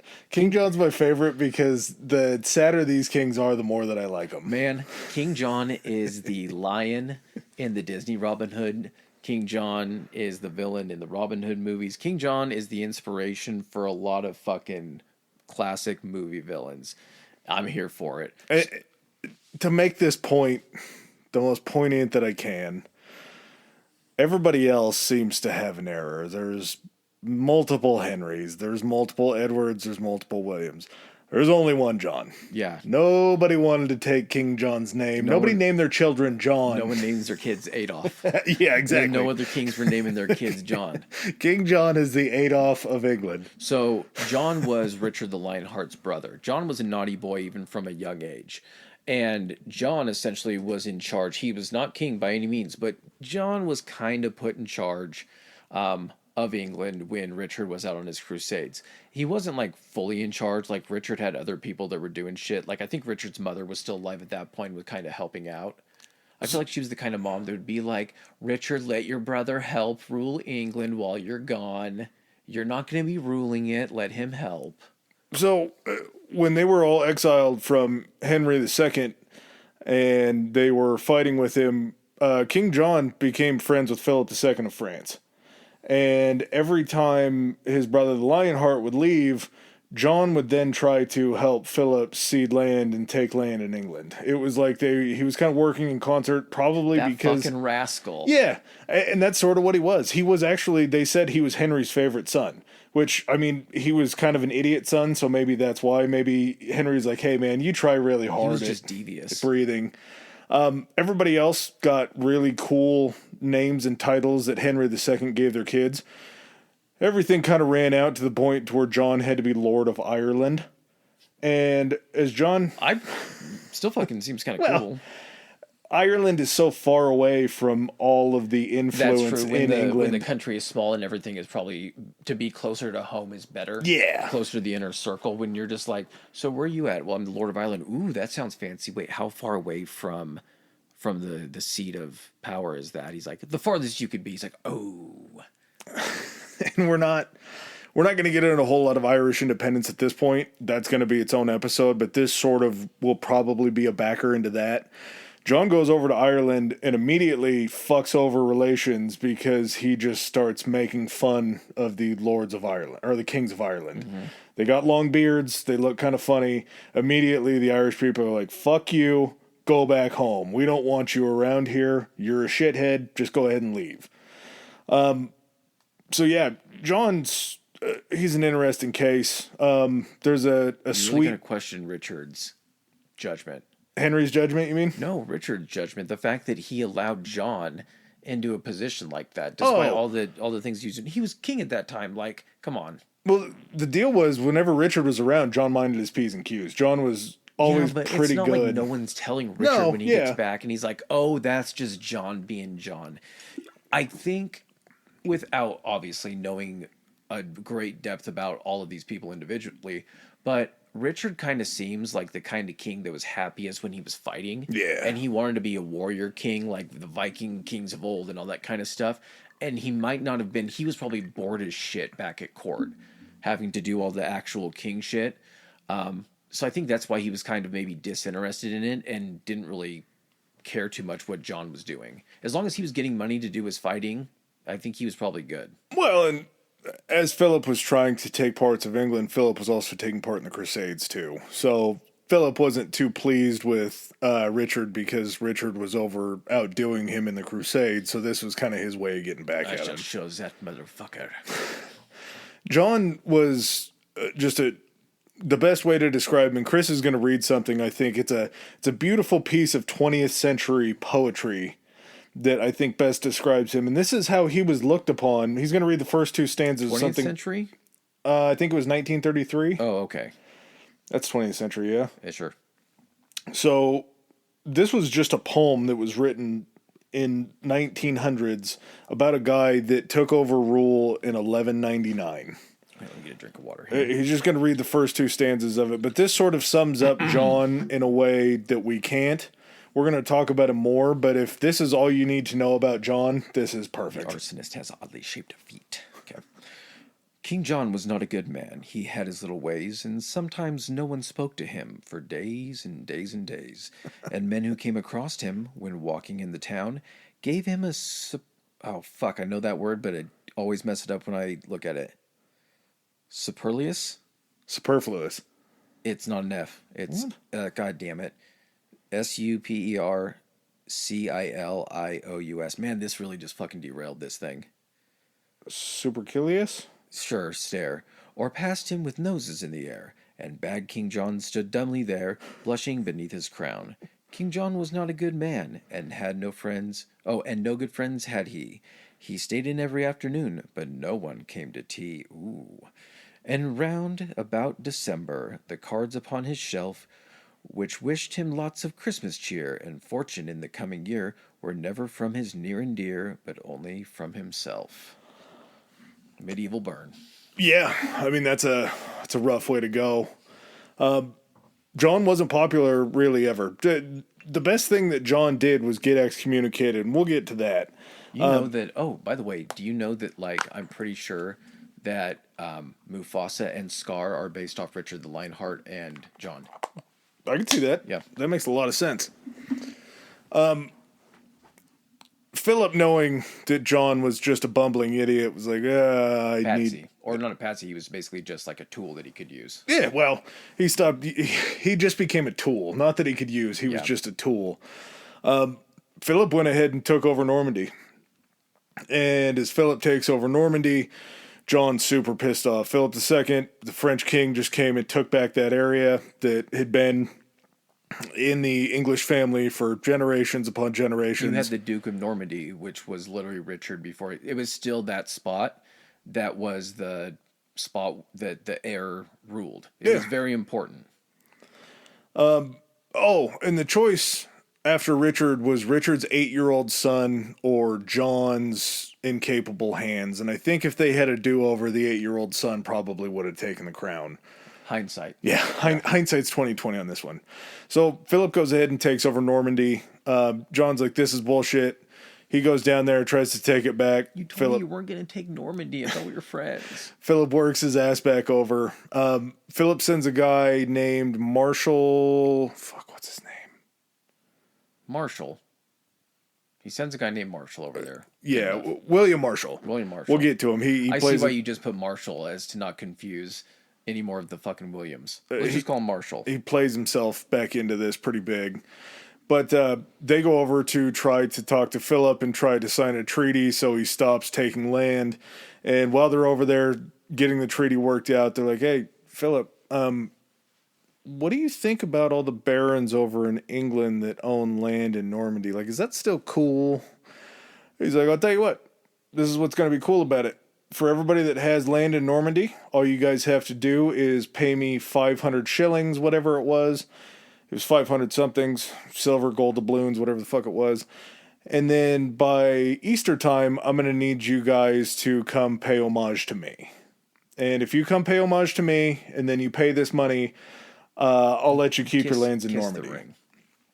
So William Marshall and the other guy that went with him come back over there, and they're like, John, buddy, we kind of want to keep our land over in Normandy that Philip took over. And he actually told us something that was really interesting. He said that if we pay him a little bit of money and then we pay homage to him, he'll let us keep that stuff. We don't like him more than you. It's going to be one of those deals where, like, our minds will be with Philip, but our hearts will still be with you. And John's like, fuck you. No, you're not going to do that. Me you and can this have guy... my body, but not my heart. Yeah. Me and this guy fight all the fucking time, and you guys are going to go pay homage to him? Like, no, we're not going to do that. So there comes a point in time where anybody that was a baron in England that had land in Normandy, that wanted that land in Normandy, just went ahead and moved to Normandy. And they gave up all their lands. John took anybody's land that paid any homage to Philip II in England. And then anybody that stayed true to him and lost their land in Normandy, he just gave the people that left land to the people that stayed with him. And you're probably thinking, like, well, why would people that lived in England move to their land in Normandy? Because it was a territory that they had conquered and it wasn't like the home island and whatever, you could get a lot more land there because there was such an abundance of it. So when it came down to, like, well, shit, my land here is only making me so much money. I have land in a castle down there that's making me a lot more money. I'm going to go ahead and head down there. Well, and the whole idea behind it was the feudal system was in play. Yeah. So if you were a baron that owned a lot of land, that then leased it out to knights, that then leased it out to other people, as the feudal system would work, you would get money from these people coming up the line to you. And so it was something that they really didn't want to lose. As soon as John did that, he just kind of lost everybody. They're like, you suck, man. You're really, really bad at this. The Pope excommunicates him. To get back into the Pope's good graces, he just devotes himself to the crown or to the church. I forgot exactly what the wording was, but he said he was going to go on the Crusades. He didn't. Well, that was his second move. Okay. So his first move, I think he said he was going to devote his life to Christ or something like that. I'm sure there was some money behind it. He's like, listen, how much is it going to cost to get me back into God's good graces? So the Pope lets him back in, and the Baron's like, no, dude, you got excommunicated. This is really embarrassing. And that's when he takes the next step to devote himself to the cross, to pledge to go on the Crusades that he never goes on. Because not only are you rebelling against a king, you're rebelling against a king that fought in the Crusades. So even though you didn't, you still pledged your life to the Crusades. Yeah. So it becomes harder and harder to try to knock him off of his position. And much like in all the portrayals that people have seen about, like, they're taxing, steal from the rich, give to the poor because they're paying so many taxes and King John is charging them so much. He really did that. He increased taxation on, like, the common people and everything that really united all of kind of British society against him. And he fucked up so bad that John is the catalyst for one of the probably the most pivotal documents of buddy, as far as a governance type goes. I'm not saying like the most important like document ever constructed or anything like that. I'm just saying this was something that was so new in this system. We're talking about the Magna Carta. So basically John upset and pissed off everybody so much that the barons basically came to him with this thing that was like, listen, we're not going to do this taxation without representation shit anymore. We're going to have more rights and freedoms. We need more protections against you just coming in and being able to take whatever you want. And so basically forced him to reinstate all of his subjects' rights. And the Magna Carta was huge and instrumental in shaping other governments that are still in play all over the world today. Yeah, I would say definitely it's kind of like a building block of what a lot of things were built upon. It was brought in, the whole idea behind the Magna Carta was that it was protection for the church. It was basically protection for the barons against any sort of false imprisonment that John could bring down on them. You couldn't be arrested in your land seized for just because John got a fucking itch. You had to have a reason for it. You were, what was the thing about a trial? You had to have impartial trial of your own peers, which again, we use that in America today. Just to point out how small in scope this first one was, it created a council of 25 barons. These 25 barons were the only 25 people the Magna Carta protected. Oh yeah, and that's the thing too, is it's not like this is helping. I don't mean to build this out to be like this gave everyone like rights and everything. No.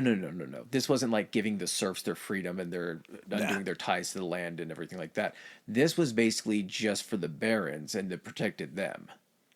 And just 25 of the barons, Correct. not And, all the barons, but it was just the guys that that brought him correct, to task. but it was something that just had never existed before. Yeah, and it was kind of a landmark thing that happened. Unfortunately, I kind of think it gets watered down because basically every time a king goes to the barons or to the parliament that's coming and wants more money for shit, they make them redo the Magna Carta every single time. So it's kind of like... Oh, it's like a living document that can be changed and everything like that, and they're not afraid to make changes to it, not just stick to it because it was written a long time ago. Yeah, very much that. But they just like have to reinstate the Magna Carta every time they need something. There was another thing that was brought up to him. I guess it was like Henry the First coronation bill, something like that, where he starts talking about taxation without representation, all the way back to Henry the First. So there were kind of some rough outlines that they used for the Magna Carta to begin with. So John sits down with it. He's like, good, great, perfect. He signs it. All the barons sign it. The Pope signs off on it. And then like 2 weeks later, the Pope's like, ugh, not really great for us, John. Go ahead and back out of that. And it was after they're out of there, as they're passing out, hey, yeah, here's a letter. Don't open this for 2 weeks. As he leaves, he opens it 2 weeks later. It's like, kill the deal. Yeah. And that's really what they did. Everybody reneged on the deal. Everybody left. So this first Magna Carta that was signed, this landmark piece of legislation, wasn't ever put into law because everybody backed out on the deal immediately. It was basically a document, just in the simplest terms. It was a document aimed at narrowing the powers of the king. So if you got kings in there that did shit on a whim or weren't making good decisions, there was a check of power against that. It's just not something that had existed up to that time. It wasn't necessarily like rules. It was like ethics, sort of. Like kings sort of knew back then that there had to be certain lines that they didn't cross. And John just played hopscotch across those lines. Yeah. Well, John ends up dying from dysentery and is known pretty much unopposed as the worst English king. Yep, he's brought in, he's imprisoned, and he is told, "You're out, bro. That's what's going to happen. You're gone." In this time, he had actually started something called the First Barons' War, and it was basically the barons went to war against the kingdom, the kingship, the royal family. Pretty clever name. Yeah, it didn't work too hard. The Battle of Hastings that was fought between William the Conqueror and Harold. Yeah. It took place in a town called Battle. Oh, okay. So that was where Battle of Hastings. We shall meet on the field of. Is that why it's called the field of battle? I think so. Yeah. Part of this agreement to have John cede the crown was that his son Henry III, he was John's first son, would end up taking over. Richard had no children, right? Richard had one. He had the 8-year-old child that it was either John or Richard that was going to get it. So in order for John to cede the throne, he only agreed to it because Henry, his first son, would take over as king. Okay. And I forgot, I didn't look into it. What happened to Richard's son? John killed him. John imprisoned him, and then he died in prison. That is right. He killed him himself, didn't he? Maybe. Well, Probably. Definitely. He had him jailed. He was locked up, and he had him killed in the jail. Fuck, how did we forget that? Yeah, he might have choked him with his own hands. 8-year-old kid. He killed his 8-year-old nephew. That was the one that I kept forgetting. I think he was like 16 at the time. Yeah, but still. I don't care. I'm not saying you should kill a 16-year-old with your bare hands or have your guards kill him. I'm just trying to say, for the palatability of it, I'd rather imagine a 16-year-old getting killed than an 8-year-old getting killed. Yeah. So not great the way that he treated his nephew. Which makes it even crazier that he was able to sneak in that thing about, like, again, this is where, like, fuck, we really don't have a choice if we want to keep this line going, so it's got to be John's kid. We just hope that the fucking apple rolled way the fuck away from the tree. Well, I think this was a weird benefit. Henry III reigns from 1216 to 1272. Like we said, he was John's first son, and he took the throne at the age of 9. I think part of the decision to allow that was they're like, I guess John's only had 9 years to fuck up this kid. We got a bunch of royal advisors and stuff like that can probably turn this thing around. Well, and John's dumb as shit. I would rather take my chances with a 9-year-old than John any longer. Well, here's the other thing, too. So William Marshall, that we talked about a little bit earlier, he was basically chosen as, like, they call it his regent, which is basically, like, ruling in his stead. His overseer, kind of. His overseer. Basically his tutor, his, what do you call it? Not tutor, but, like, mentor, is basically who he is. He had served 5 kings, fought at the head of the army, winning both the Barons' War, and then also running King, or future King Louis out of London, King Louis of France. And basically, you really couldn't ask for anyone who had more knowledge of previous rulers and everything like that than William Marshall. Yeah, the guy served under 5 kings. So to serve under 5 kings in this, what's the dynasty? Plantagenet. Plantagenet. Oh, by the way, John, also a shit military commander, and unfortunately, that's going to be a trait that does get passed down to his kid. Yeah, I would say pretty quickly that goes poorly. William Marshall, as he's running the show, he kind of gets the ship right. He wins the Barons' War. He runs King Louis out, like you said. One of the odd things that they had to do was they had never had a situation where the king had to cede the crown. Mm-hmm. So he had this thing called it was like a staff of a staff of something. And it was like a kingly staff that he carried around. And the archbishop actually snapped his staff in half to show that he had lost his kingship. Just very weird kind of. It's like a ceremonial breaking of his dick. It was just like all pomp and circumstance. So everybody's like, "Oh shit!" So that's how you don't become king anymore. That's how you get your crown taken away. I wonder where they keep these fucking staffs. Like, if a burglar broke in and took the staff and broke it, does that make him not the king anymore? A staff seems like such a weird thing for a king to carry. But one of the big things that happens during Henry III's kingship is this gentleman named Simon de Montfort, and SDM was a Frenchman.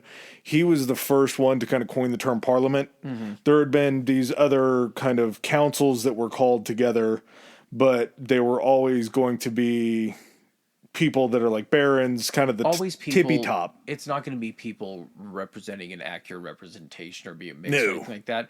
It's going to be the people that are only making decisions for those people. And he created a little bit more of a balanced parliament as far as bringing different people in, expanding the court to be able to get more voices in the room.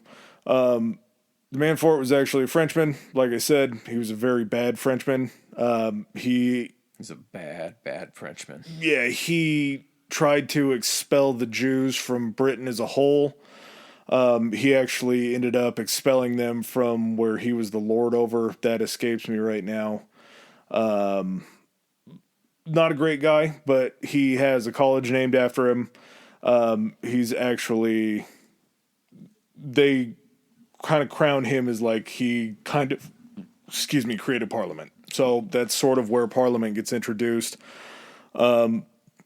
Unfortunately, they did not do well because he was on the side of the barons, and Henry didn't really enjoy the power that he was trying to cede from the kingship.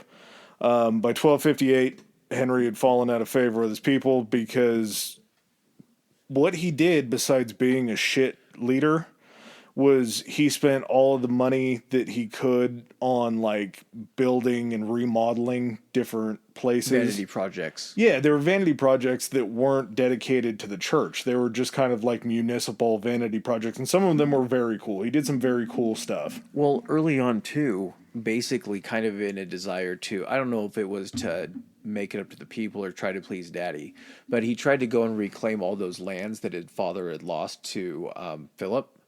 And that went very, very, very poorly. And so it doesn't help ingratiate you with the people if you're losing battles, especially if you remember in just a couple kings ago, you had a Richard that was kicking everyone's ass. So after Henry falls out of favor, due to all kind of the expenditures and combination of things, basically, that really didn't make him popular, in 1263, he was actually taken prisoner during the Second Barons' War. Not sure how easy it is to get to a king to take them prisoner if you say you're going to have a meeting and then you just end up abducting him or what you do. But he was actually freed from prison by his son Edward, who basically secured his return by defeating, by defeating Simon de, is it Montfort? Yeah. Okay. SDM. Yeah, SDM at a place called Evesham, or what's it called? Evesham. Evesham. I'm trying to figure out this dude's name that killed SDM because he's going to play a very pivotal war. Oh, yeah. Is it the dude that ends up killing him on the battlefield? Yeah. So, I gotta get to this dude's name. Oh, Roger Mortimer. So, Roger Mortimer kills SDM, and in doing so, he chops his head off and he chops his ball bag off. Then drapes SDM's ball bag over his nose and packages that up. I'm sure he put a bow on top of the box, and he sent it to his wife as a Mortimer sends it to his wife as like a prize, a gift. I don't know what you would call that. It seems like a trophy. Yeah, just a fairly centerpiece. Yeah, just not great. Henry actually runs into a bit of an issue because he was so young. He lived really, really, really long, and he was a king for really, really, really long. He had a 56-year reign. Which at that point is by far the longest up to this point. I actually think that might still be the second or third longest. It's within the top 3 longest reigns for a monarch in England. And part of the issue is that, kind of like as you talked about, his kids were older when he was starting to basically when by the time out. he was stepping out, the next guy stepping in was a little bit seasoned. And that guy ends up being Edward the First. Edward Longshanks. The guy that ends up breaking his dad out of prison and rescuing him.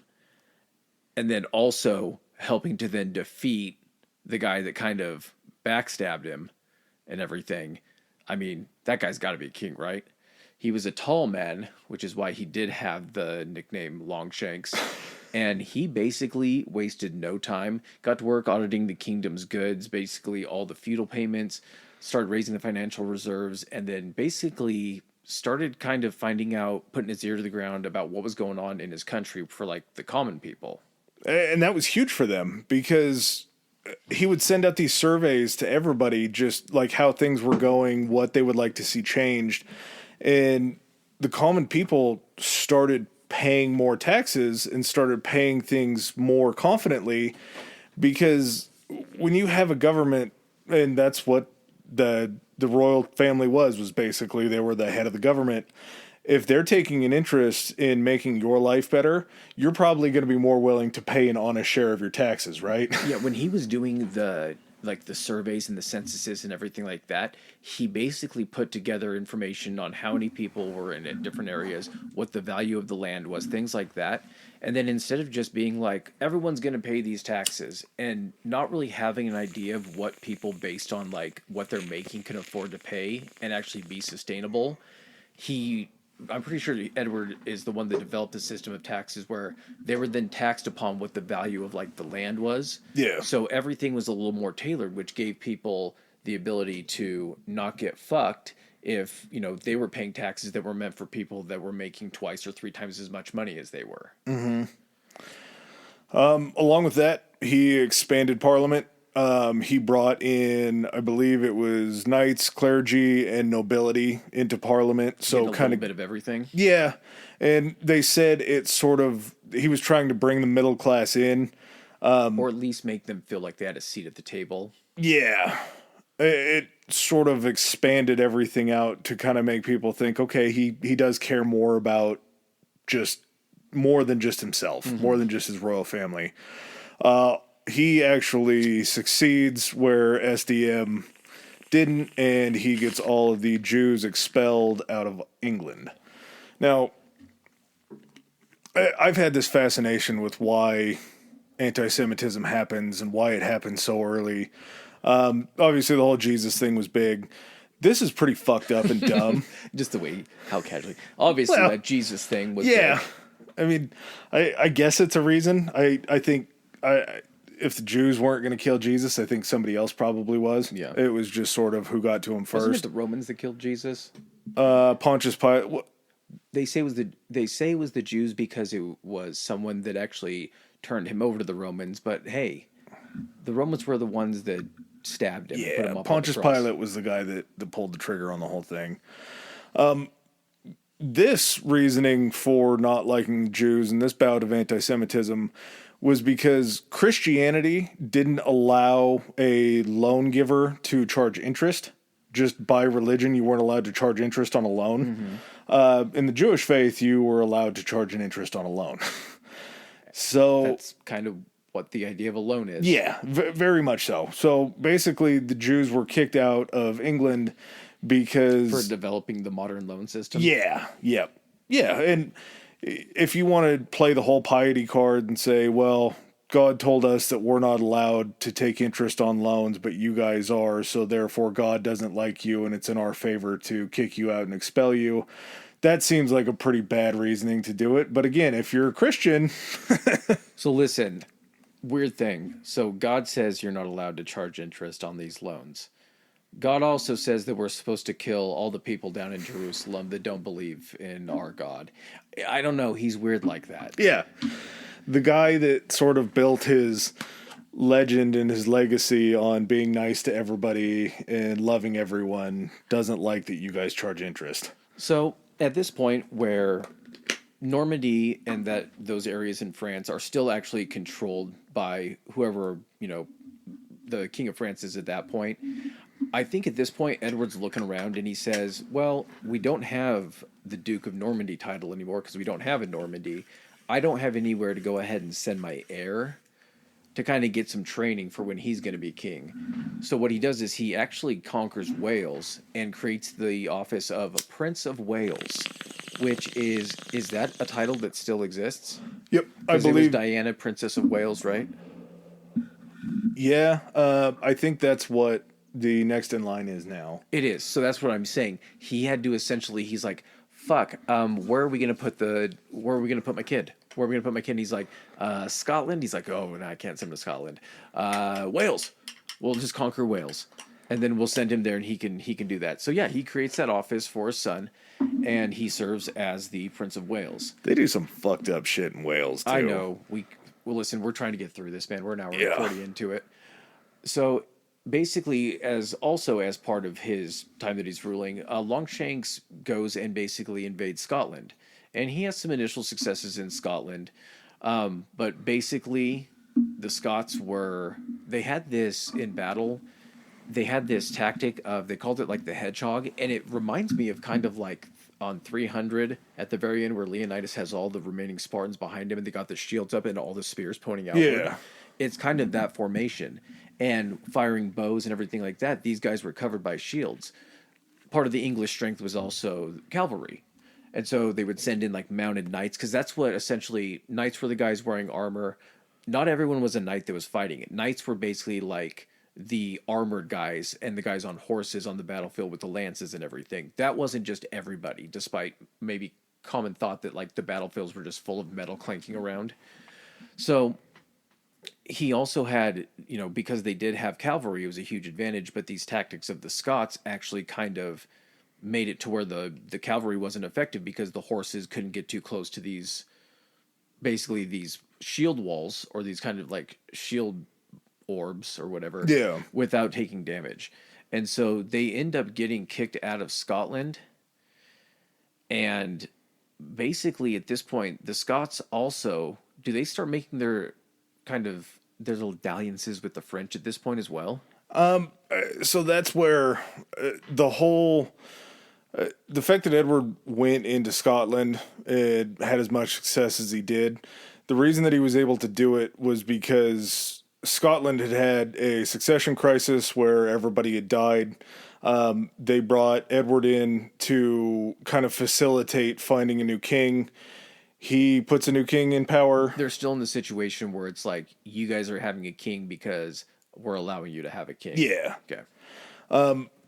He helps bring the king in. He kind of starts to piss the new king off that he had helped install because he starts ruling on things that were Scottish matters that had already been ruled on in Scotland. It's basically the king having something and then having to be like, I want to do this. And usually the king is like, okay, it shall be done. I want to do this. He wanted to do something and then he had to be like, pull out a scroll and quill. Dear Edward, can I please do this? And so he still had essentially a boss. Yeah, and he overstepped wildly, and that started off another war. This is where William Wallace comes into the picture. Is this also where William the Bruce? Yep. Okay. So there's William D. Bruce and then William the Bruce. William the Bruce is William D. Bruce's son. I'm not sure how that had to change over. Real missed opportunity for tag team wrestling names right there. Could be, absolutely. But William Wallace has some pretty good success against Edward's team. They finally get to William Wallace, and they chopped up his body and then basically sent him... Freedom! Yeah. They kind of like sent him on tour in England, taking all of his body parts that they had chopped up on the battlefield. Did you guys hear the William Wallace wagon is coming through town today? We can see his body parts. And let's go, kids. Yay! so De Bruce steps in, and De Bruce gives them all that they can handle. It basically kicks them out of Scotland, and at the same time, just to sort of turn the knife a little bit, the Scots go up and create the Franco-Scottish alliance. So you have the Scots to the north, kind of like northwest, and then you have the French to the east, or to the Scotland's northeast, right? You have enemies on two sides of you. Yeah. Yeah. And they're in lockstep. So anytime you're going to have to fight the French, you're also going to have to fight the Scots too. It doesn't really work out very well. King Philip IV takes back the Duchy of Gascony, and that was kind of like one of the last places that Edward had in France that he controlled really well. They controlled another portion of France down by where Hannibal came up through. Gascony was pretty far south as far as like the territories that British had held. They had the part where the mountains come up where Hannibal passed through. The Alps? Pyrenees. Pyrenees, yeah. So they had just had a little bit of a foothold, like you were talking about earlier, to get into France, to get into the mainland. I love that they always call them mainland campaigns because I always forget that England's just one big island. Like, your whole life, you gotta have your whole life as just war at this point. If you're like a career soldier or something like that, from the time you can fight, you're always fucking fighting. You're either fighting the Scots or you're on campaign down in France trying to take back these lands. You're always fucking fighting. And so that stuff ends up really, really wearing on your financial reserves. And so these multiple wars, some taking place abroad, which costs even more money, calls the need for taxing your people more. And the church and the peasant population, this does not sit well with them, as it shouldn't. And so, as successful of a king as he was and everything like that, he also did, kind of fall into the same pitfalls that other kings that did, where they weren't really paying attention to their people. Yeah, it's so much of like if you're out fighting wars and you're charging taxes and you're winning, the people are going to be okay with it, Yeah. and your parliament's going to be okay with it. You're also probably getting spoils. Yeah. You're getting You're spoils sending of war shit they're back. able to send back, and then they can then use that money to continue the war and not have to tax the people as much. But when you're losing, you're not gaining anything. No, and you're fighting multiple fronts. You're fighting in France. You're fighting in Scotland. Edward actually dies, headed back down to Scotland one more time in 1307. Up to Scotland. Or up to Scotland, yeah. And so it's he goes out kind of trying to right his wrongs. Unfortunately, Edward II, as he takes the throne, he also inherits the Scottish people just pissed beyond all belief towards him. One of the things that he was remembered for, he did have the service in the Crusades. He was remembered for taking Wales, because that was actually a big boon. If you're not going to have that land in France to take over Wales, you're going to have more resources. You're going to have more land. So that was good. More access to troops that are going to have to be fighting under you as well. Yeah, you gain exactly. people. Yeah. So Edward II reigns from 1307 to 1327. And as far as the rankings go, I believe he ranks a little bit above John. But he was just the most ineffective king ever. John at least tried and screwed things up. Edward was plagued by wanting people to like him that were his friends more than really anything else. Edward was also had the label of being a gay man. Mm-hmm. One of the myths about Edward was that he was killed by taking a hot poker in the ass. No. When they were torturing him. Yeah, I don't think that was really his choice. They're like, choose your way to die. And he's like, hot poker in the ass, please. I don't think that actually happened. I don't think that was how he met his torture demise. He was just, like Adam said, he was a very ineffective ruler. Basically, he had this relationship with this guy named, it was Piers Gaveston. And so Piers was basically, I don't know if he was in love with Piers or what it was. Yeah, he but was. He basically listened to this guy, and this guy was kind of like the man behind the throne. That was, at some point, they said that he was kind of running the country. He was the de facto ruler. And because he had so much influence over Edward, that's Edward II. And this guy was appointed to positions he shouldn't have been in. He was named the Earl of Cornwall. Which is dumb as shit, because he's not... All that does is weaken your royal family, because you're handing out lands to somebody who's not in your family. When he was crowned, remember he had that guy? Oh, yeah. So if we want to start from step one with Piers here, Piers was actually exiled by his father out of England before Edward II took over. Yeah. So Edward II takes over. And they had known each other before. This wasn't just a relationship that developed as he became king. This was a relationship they had had his entire life, which is why this guy had so much power over him. Edward took like 9 months, I believe, going over and securing his wife in France. I think she was like 12 at the time, and he was in his 20s. So pretty weird, but by their standards back then, I think that was kind of just how they did things. When they come back and they're having the coronation ceremony, and they put like the family crests up on the wall, instead of it being his and his wife Isabella's crests up there, it was him and Gaveston's. Her French family's crest. So, I mean, it all starts at it doesn't all start at the coronation, but usually it is, I believe it's the bishop, right, that takes the crown and places it upon the king's head.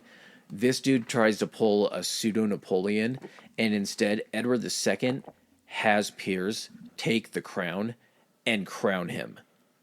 Not great. Not only that, but when they were at the coronation, the banner thing was huge because it was a huge disrespect to the entire family of the bride and everything. But he also had Piers wearing her jewelry. And again, we're cool with gays. We're a sex positive, gay positive podcast, and I'm not making fun of him because he's gay, but to have another man wear your wife's jewelry up there, that's pretty funny. It's not. that's pretty funny. Yeah, it's not that. The whole thing is he, at the time in which he was living in, to be that brazen about it, regardless of your status as the king, I really think you overestimated what power the king had. And who, the king was the end all be all power as far as authority goes. He could do whatever the king wanted. At the same time, the king is really nothing if all of his barons turn against him, because we've seen what happens. You go into some of these baron wars, things aren't always going to go your way. Or you have some barons that are starting to get to the point, especially taking over Wales and having more territory. You get some of these barons that have larger armies available to them themselves than sometimes the king has, because the king is having to fight all these armies abroad, or all these wars abroad. So you have almost like a private military force that's under the control of this guy that you really can't piss off. And you're sitting here basically flaunting and making things much more difficult than they need to be for these people that are kind of in power. Well, and the nobility was so pissed off that Gaveston had his ear. They forced him. In his ear. Yeah, he had way more in his ear. He might have been in his ear too, but mostly his mouth too, as well, probably. They forced the king to send him into exile, and that only worked for a couple years. While in exile, he served under the Irish king, so he went and found another job for a little while. He returned from exile, only for them to send him back. He goes ahead and returns one more time. And Edward is trying to figure out how to protect him, because he knows that he's been exiled a number of times. He keeps coming back. Now they're ready to kill him. They end up getting a hold of him. They were marching him off to one of the prison castles that he was going to be taking him to. And one of the guards that was taking him went off and met his wife. And the other guy sold him off to a couple of the other barons that were pretty pissed off at the guy. Mm-hmm. And they went ahead and beheaded Gaveston too. That just threw Edward into a great depression. He was pissed after that. He was just unruly. And yeah, I mean, his lover was, killed by his people. That's probably not great.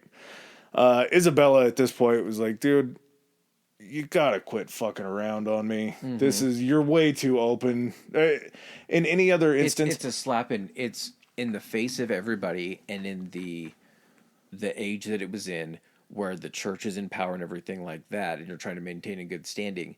The standing of the person that you're married to at that point, it's an insult to your wife. It's an insult to your kids and everything like that. And so you're the daughter of the King of France. Yeah.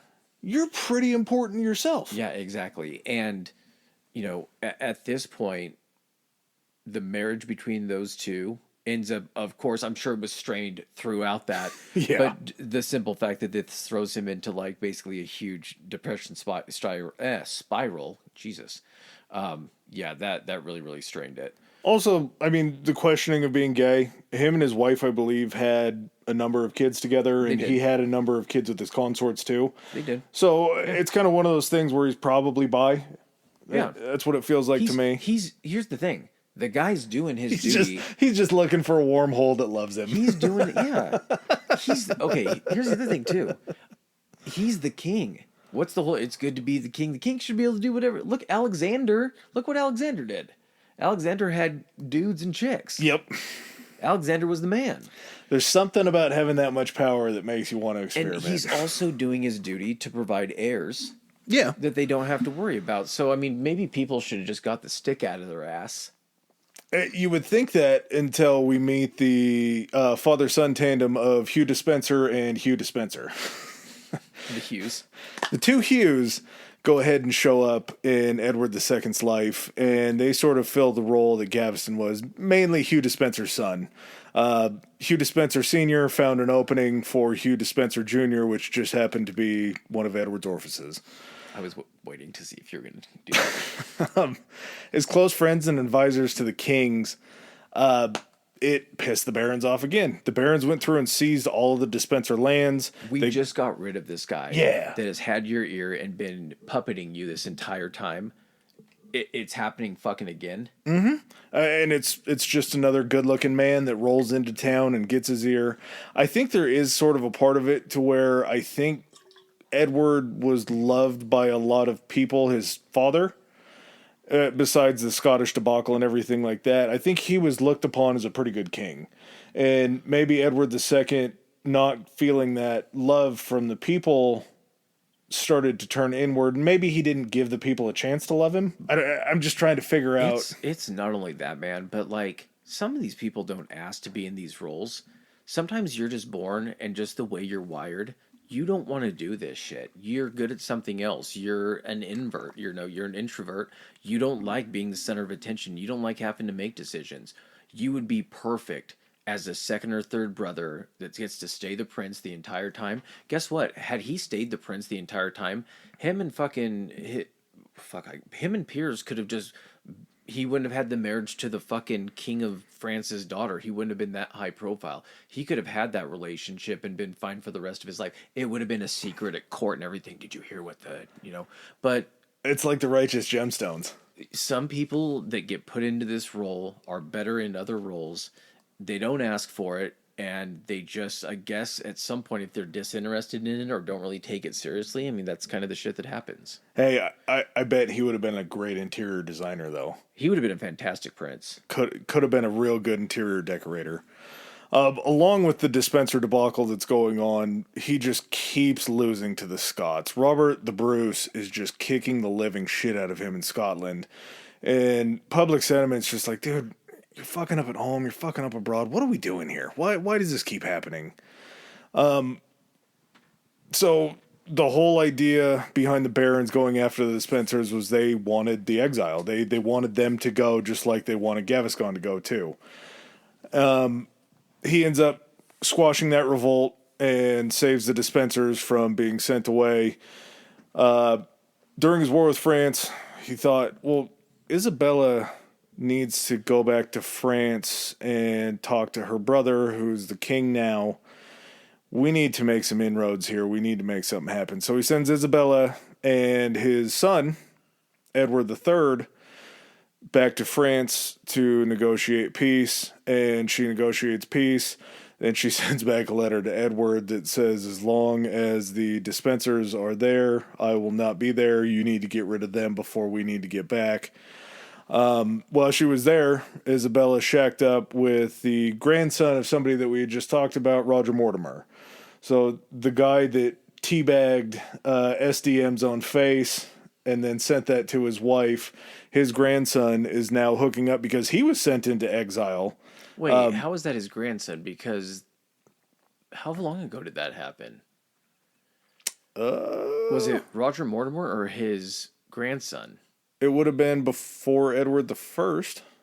Okay. So, a while. Yeah. So now Isabella, who said that she will now only wear black as if her husband was dead because that's what he was to her at this point, starts pretty publicly hooking up with Roger Mortimer, who was exiled from England. While in exile, they become a couple. They led a force back to Britain and unseated Edward II.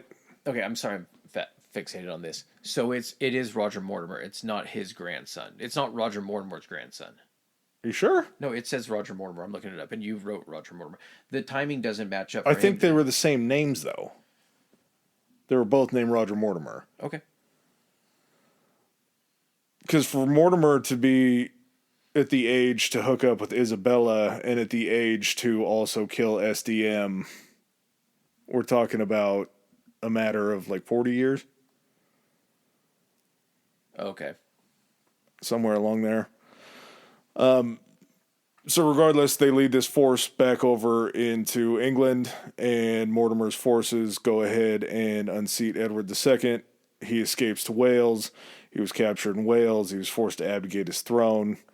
In 1327, we get Edward III. Edward III, who was taken by Isabella back over into France to live, basically, while they got his dad's situation figures out, comes over, and he is crowned at the age of 14. His regents, of course, were his mother and Mortimer. They were the two that watched over him. Mortimer was basically trying to take as much power as he could. They were creating new titles for themselves to be able to hold more land, hold more power. Again, his mother was the queen before, so she's still in the royal family regardless of what happened to her husband. Again, this was where Edward II was said to have been killed or tortured by a hot poker in the ass. He just dies in prison. He actually dies in prison, they believe, at the behest of Mortimer, who was concerned about somebody trying to break him out. Edward III's really first action in the country was at 17 when he led a coup against his stepfather. And he basically broke into their room, and him and a couple guards go ahead and detain Mortimer. Mortimer's taken off to jail, and that's kind of when he loses these two regents. He had a loose claim to the French throne, which to me kind of makes sense, because if his mother was a child of a king and he was a child of his mother, there would be a way for him to have that.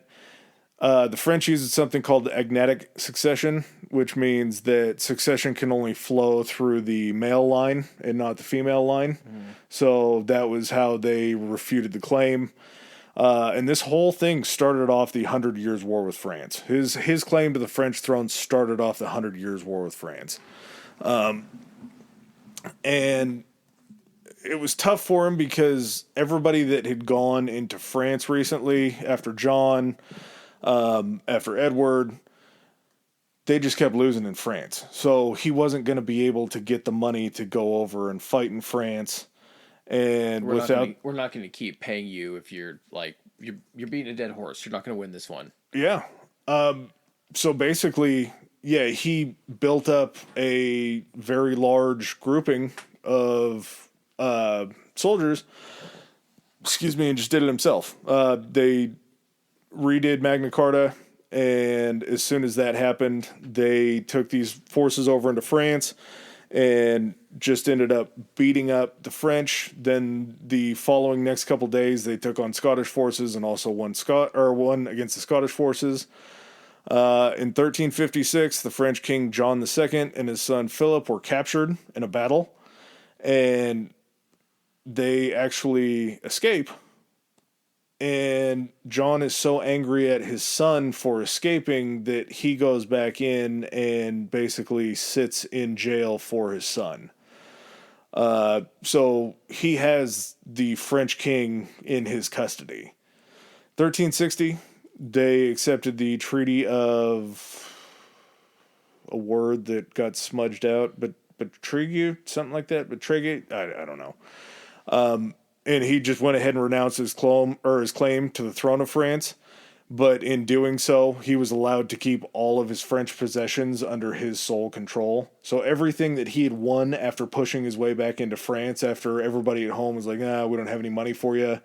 We'll redo the Magna Carta. You get a couple wins under your belt. We're going to send you into France, and you're just going to clean up. He absolutely smoked through it. And I believe he had more of a land claim than the French king did in France at the time. The Treaty of Bretagne, BRE with the little thing above it, TIGNY. Gotcha. So yeah, that was where he renounced his claim, but he got to keep everything.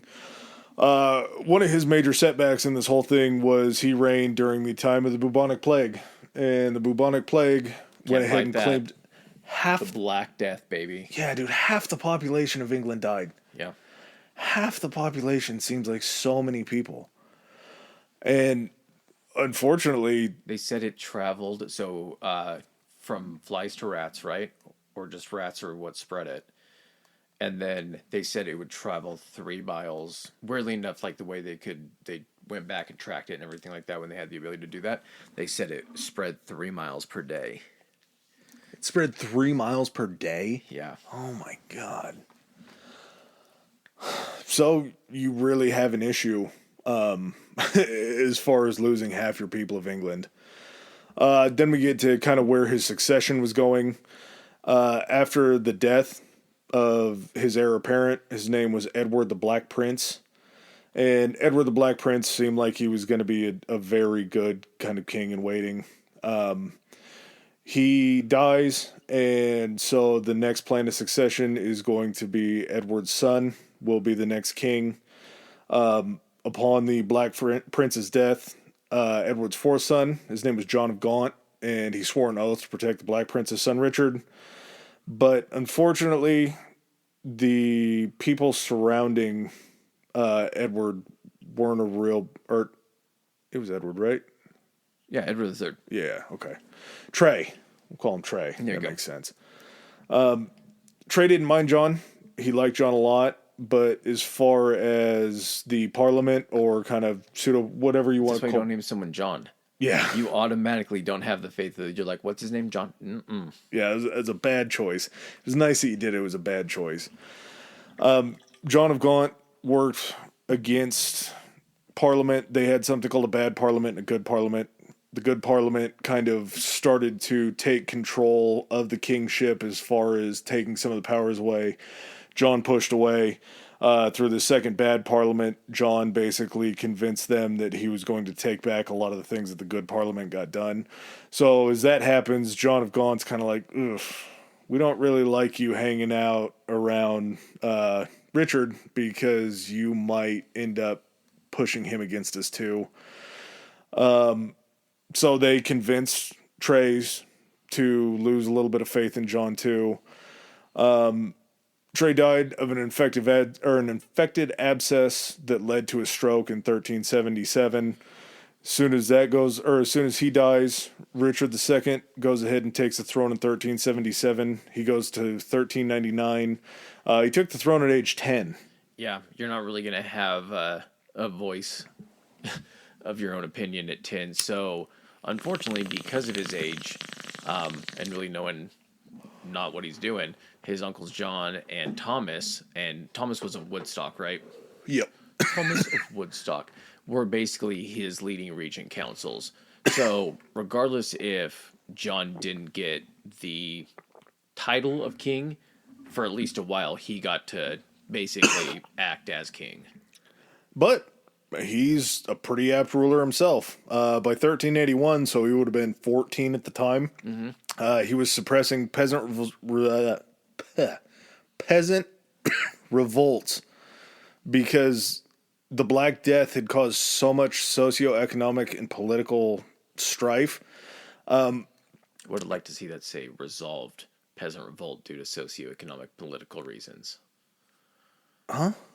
I would have liked him more because, like, when you say he was suppressing, He's a king. You don't resolve, you suppress. I know. And that's just the whole part of it. But what the Black Death did was, since there were less people to do jobs, and those jobs became more precious when half the amount of people are doing them, they're making more and more money. So this middle class that's now rising because they're making more money because there's less people to collect that money, there becomes an issue of the barons be like, oh, you guys are getting too rich. You're starting to like creep up on our territory. We don't like that too much. We're going to institute something called a poll tax to go ahead and fund another trip on the Crusades. So a poll tax is essentially a tax that you pay for being alive. Yeah, it's when it's called that because they take a poll, and that's to determine how many people are out there, and then you're taxed based on that. So, which rich people, not a big deal because everybody pays the same tax. So a tax on a rich person that's the same as a tax on a peasant is obviously going to hurt the peasant more. Yeah. Along with the Crusades, they were still trying to fund this 100 Years' War. I think it was more of trying to fund that 100 Years' War that they used the poll tax. And people were pissed about it because, like I said... the 100 Years' War is essentially going to be... It'll get its own episode, but it's essentially the period of war... or the largest period of warfare between Britain and France. There's a lot of wild stuff that happens during the 100 Years' War. So in 1387, the government was basically taken over by what are known as the Lords Appellant, and basically because they were feeling left out. He had a tight sphere of influence that he would listen to, and so all of these other people that were outside that circle were like, well, we're in power too. Why can't we have a say in this kind of stuff? So they went ahead and they're like, we need to do some shit here. They took over the government. Like you said, they actually took over the government. He was still king in name, but he had no control and no power for 2 years. By that 1389 point, he took back control, and when he took back control, he just started exacting revenge on everybody that he could. he executed a bunch of people. He sent a bunch of people into exile. John of Gaunt stayed one of his close advisors, and this was an issue because his son, John of Gaunt's son, Henry Bolingbroke, was one of the people that supported the Lord's Appellant. So John went ahead and probably called in a favor for his son. He's like, hey, let's maybe not execute your cousin that you played with and grew up with and were really good friends and went to school with and all this. So he goes ahead and exiles him. And once he sends him out of exile, so that's the thing. If you can't kill them, you sent them away. They were as good as dead. You tried to send them to a place where you didn't have to deal with them anymore. But strangely enough, you would send them to some place and not strip them of titles, really, or anything like. I mean, you did in some cases, but they would usually get some land and everything. You weren't just like kicking them out the door. You're like, go do this. Go over here. I don't want to talk to you anymore. Well, and it's so much like a job. Where if you get exiled and you go to Scotland or somewhere else that's not in control, and John of Gaunt actually goes out and does a couple other things and works for the Holy Roman Empire and kind of comes back in and out. He wasn't exiled.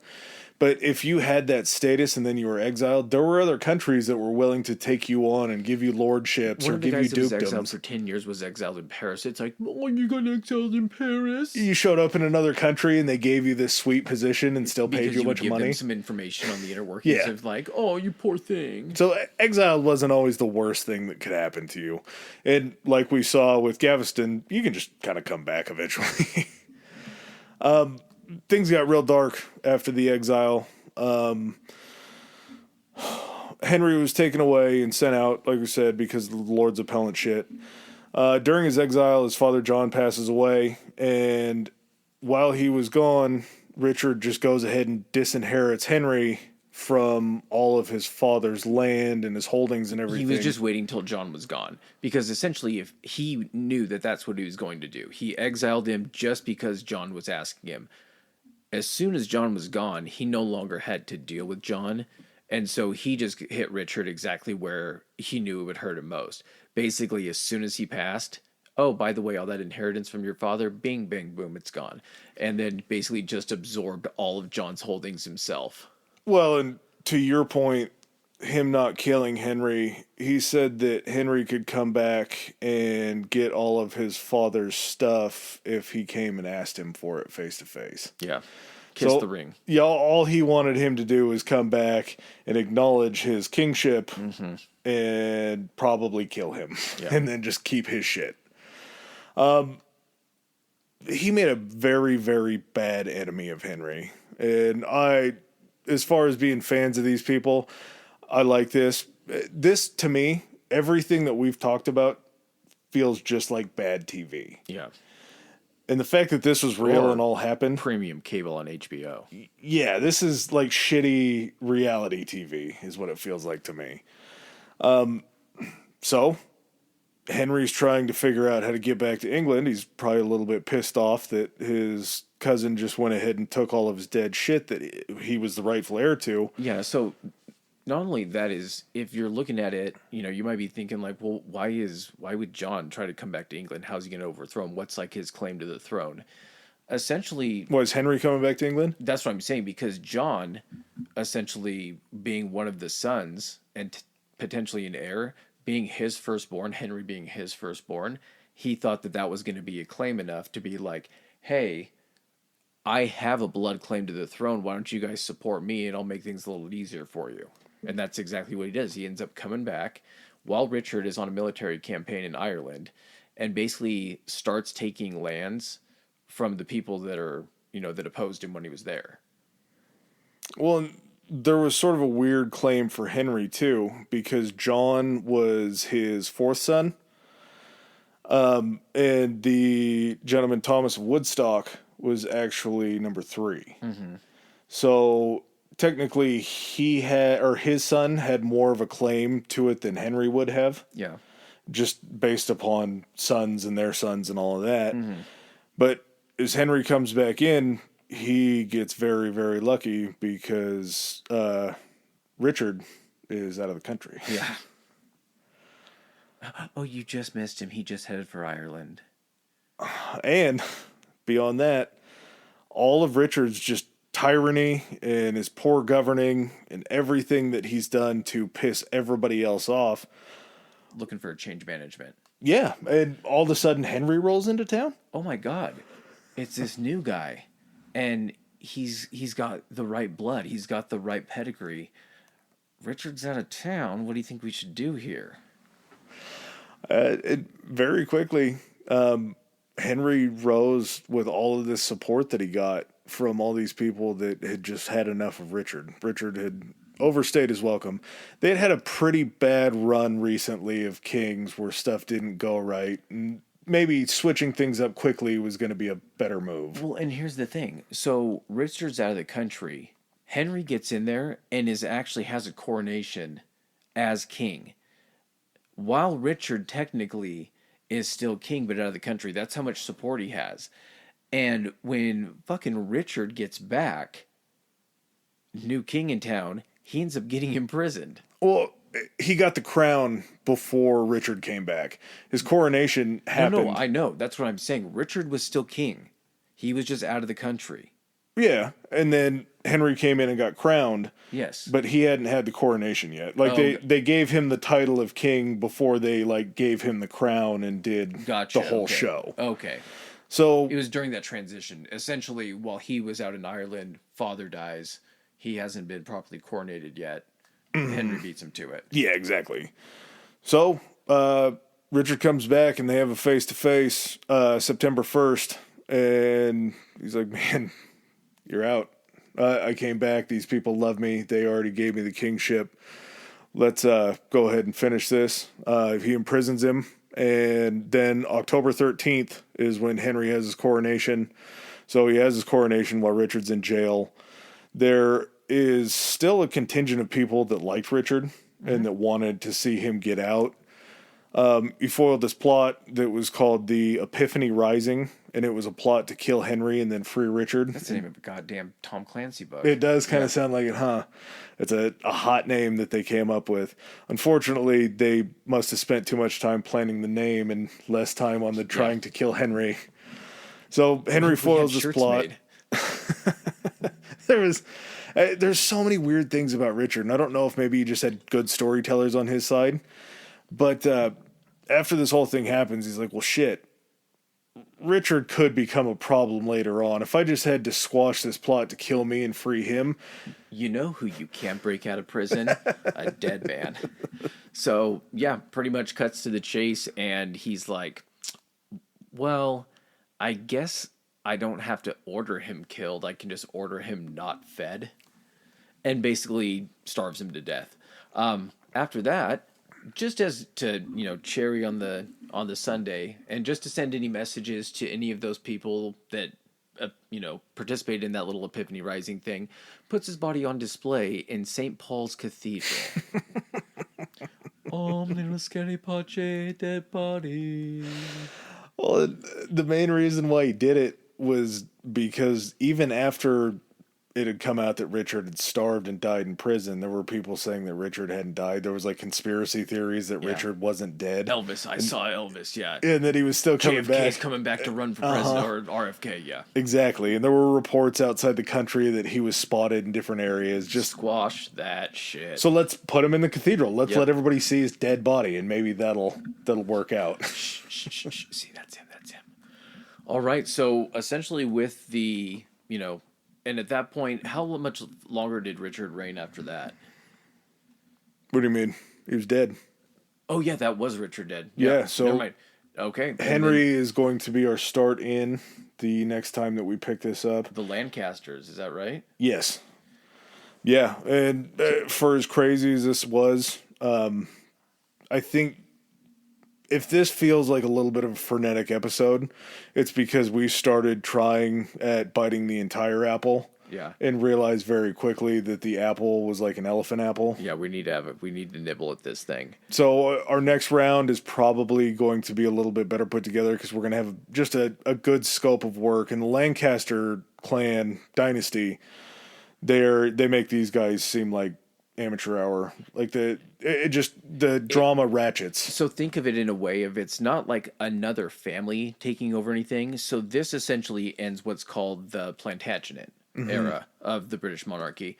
It wasn't technically that it was a different family that took over. It was almost like cadet branches. So like we discussed in the Teddy Roosevelt one, that Theodore Roosevelt and Franklin Delano Roosevelt, they actually weren't like father-son brothers. They were from different cadet branches that had branched off of the Roosevelt line. They were like second cousins? Yeah, and so this is how it's going to kind of work like this. You're still going to get the same bloodline, but it's just going to be different eras in which like more of this close-knit family rules for a period of time. So that's what we're going to be starting into on the next episode. Look for that probably in a few months. We need to take a little bit of time off from the royals at this point. Need a break from the royals. Oddly enough, and maybe this is where the inspiration came from, with kind of everything going on right now with the royals and with Charles thinking that he was dead, and then them getting a picture of him, and Kate being gone and then coming back with her cancer diagnosis. It got us really interested in kind of where this whole thing kicked off, because the royal family has been around for 1,000 years, man. Yeah, let's track this thing back, and we didn't realize how fucking far back it went. Yeah, so very interesting. And there's an excitement to continue on, but also it's just a lot of information. Oh, yeah. All right, guys, thanks for joining us on one of our little bit longer ones, but thanks for sticking around. Again, rate, review, subscribe, follow on all our social media. We love hearing from you guys, and have a good one. Peace. All right, ladies and gentlemen, thanks for joining us for another episode. If you like what you heard, hit that subscribe and like button. Follow us. If you didn't like what you heard, still hit that anyway, because we'll probably cover something in the future that you do like. Please follow us on our social media. Adam, hit him with it. Our Instagram is historically high pod, historically high pod, and we are on Twitter at historically high. That's historically HI. All right. And if you guys want to send in any feedback, suggestions, hit us up on those two, or you can even do it on Gmail. It's historicallyhighpodcast@gmail.com. Thanks again. Peace.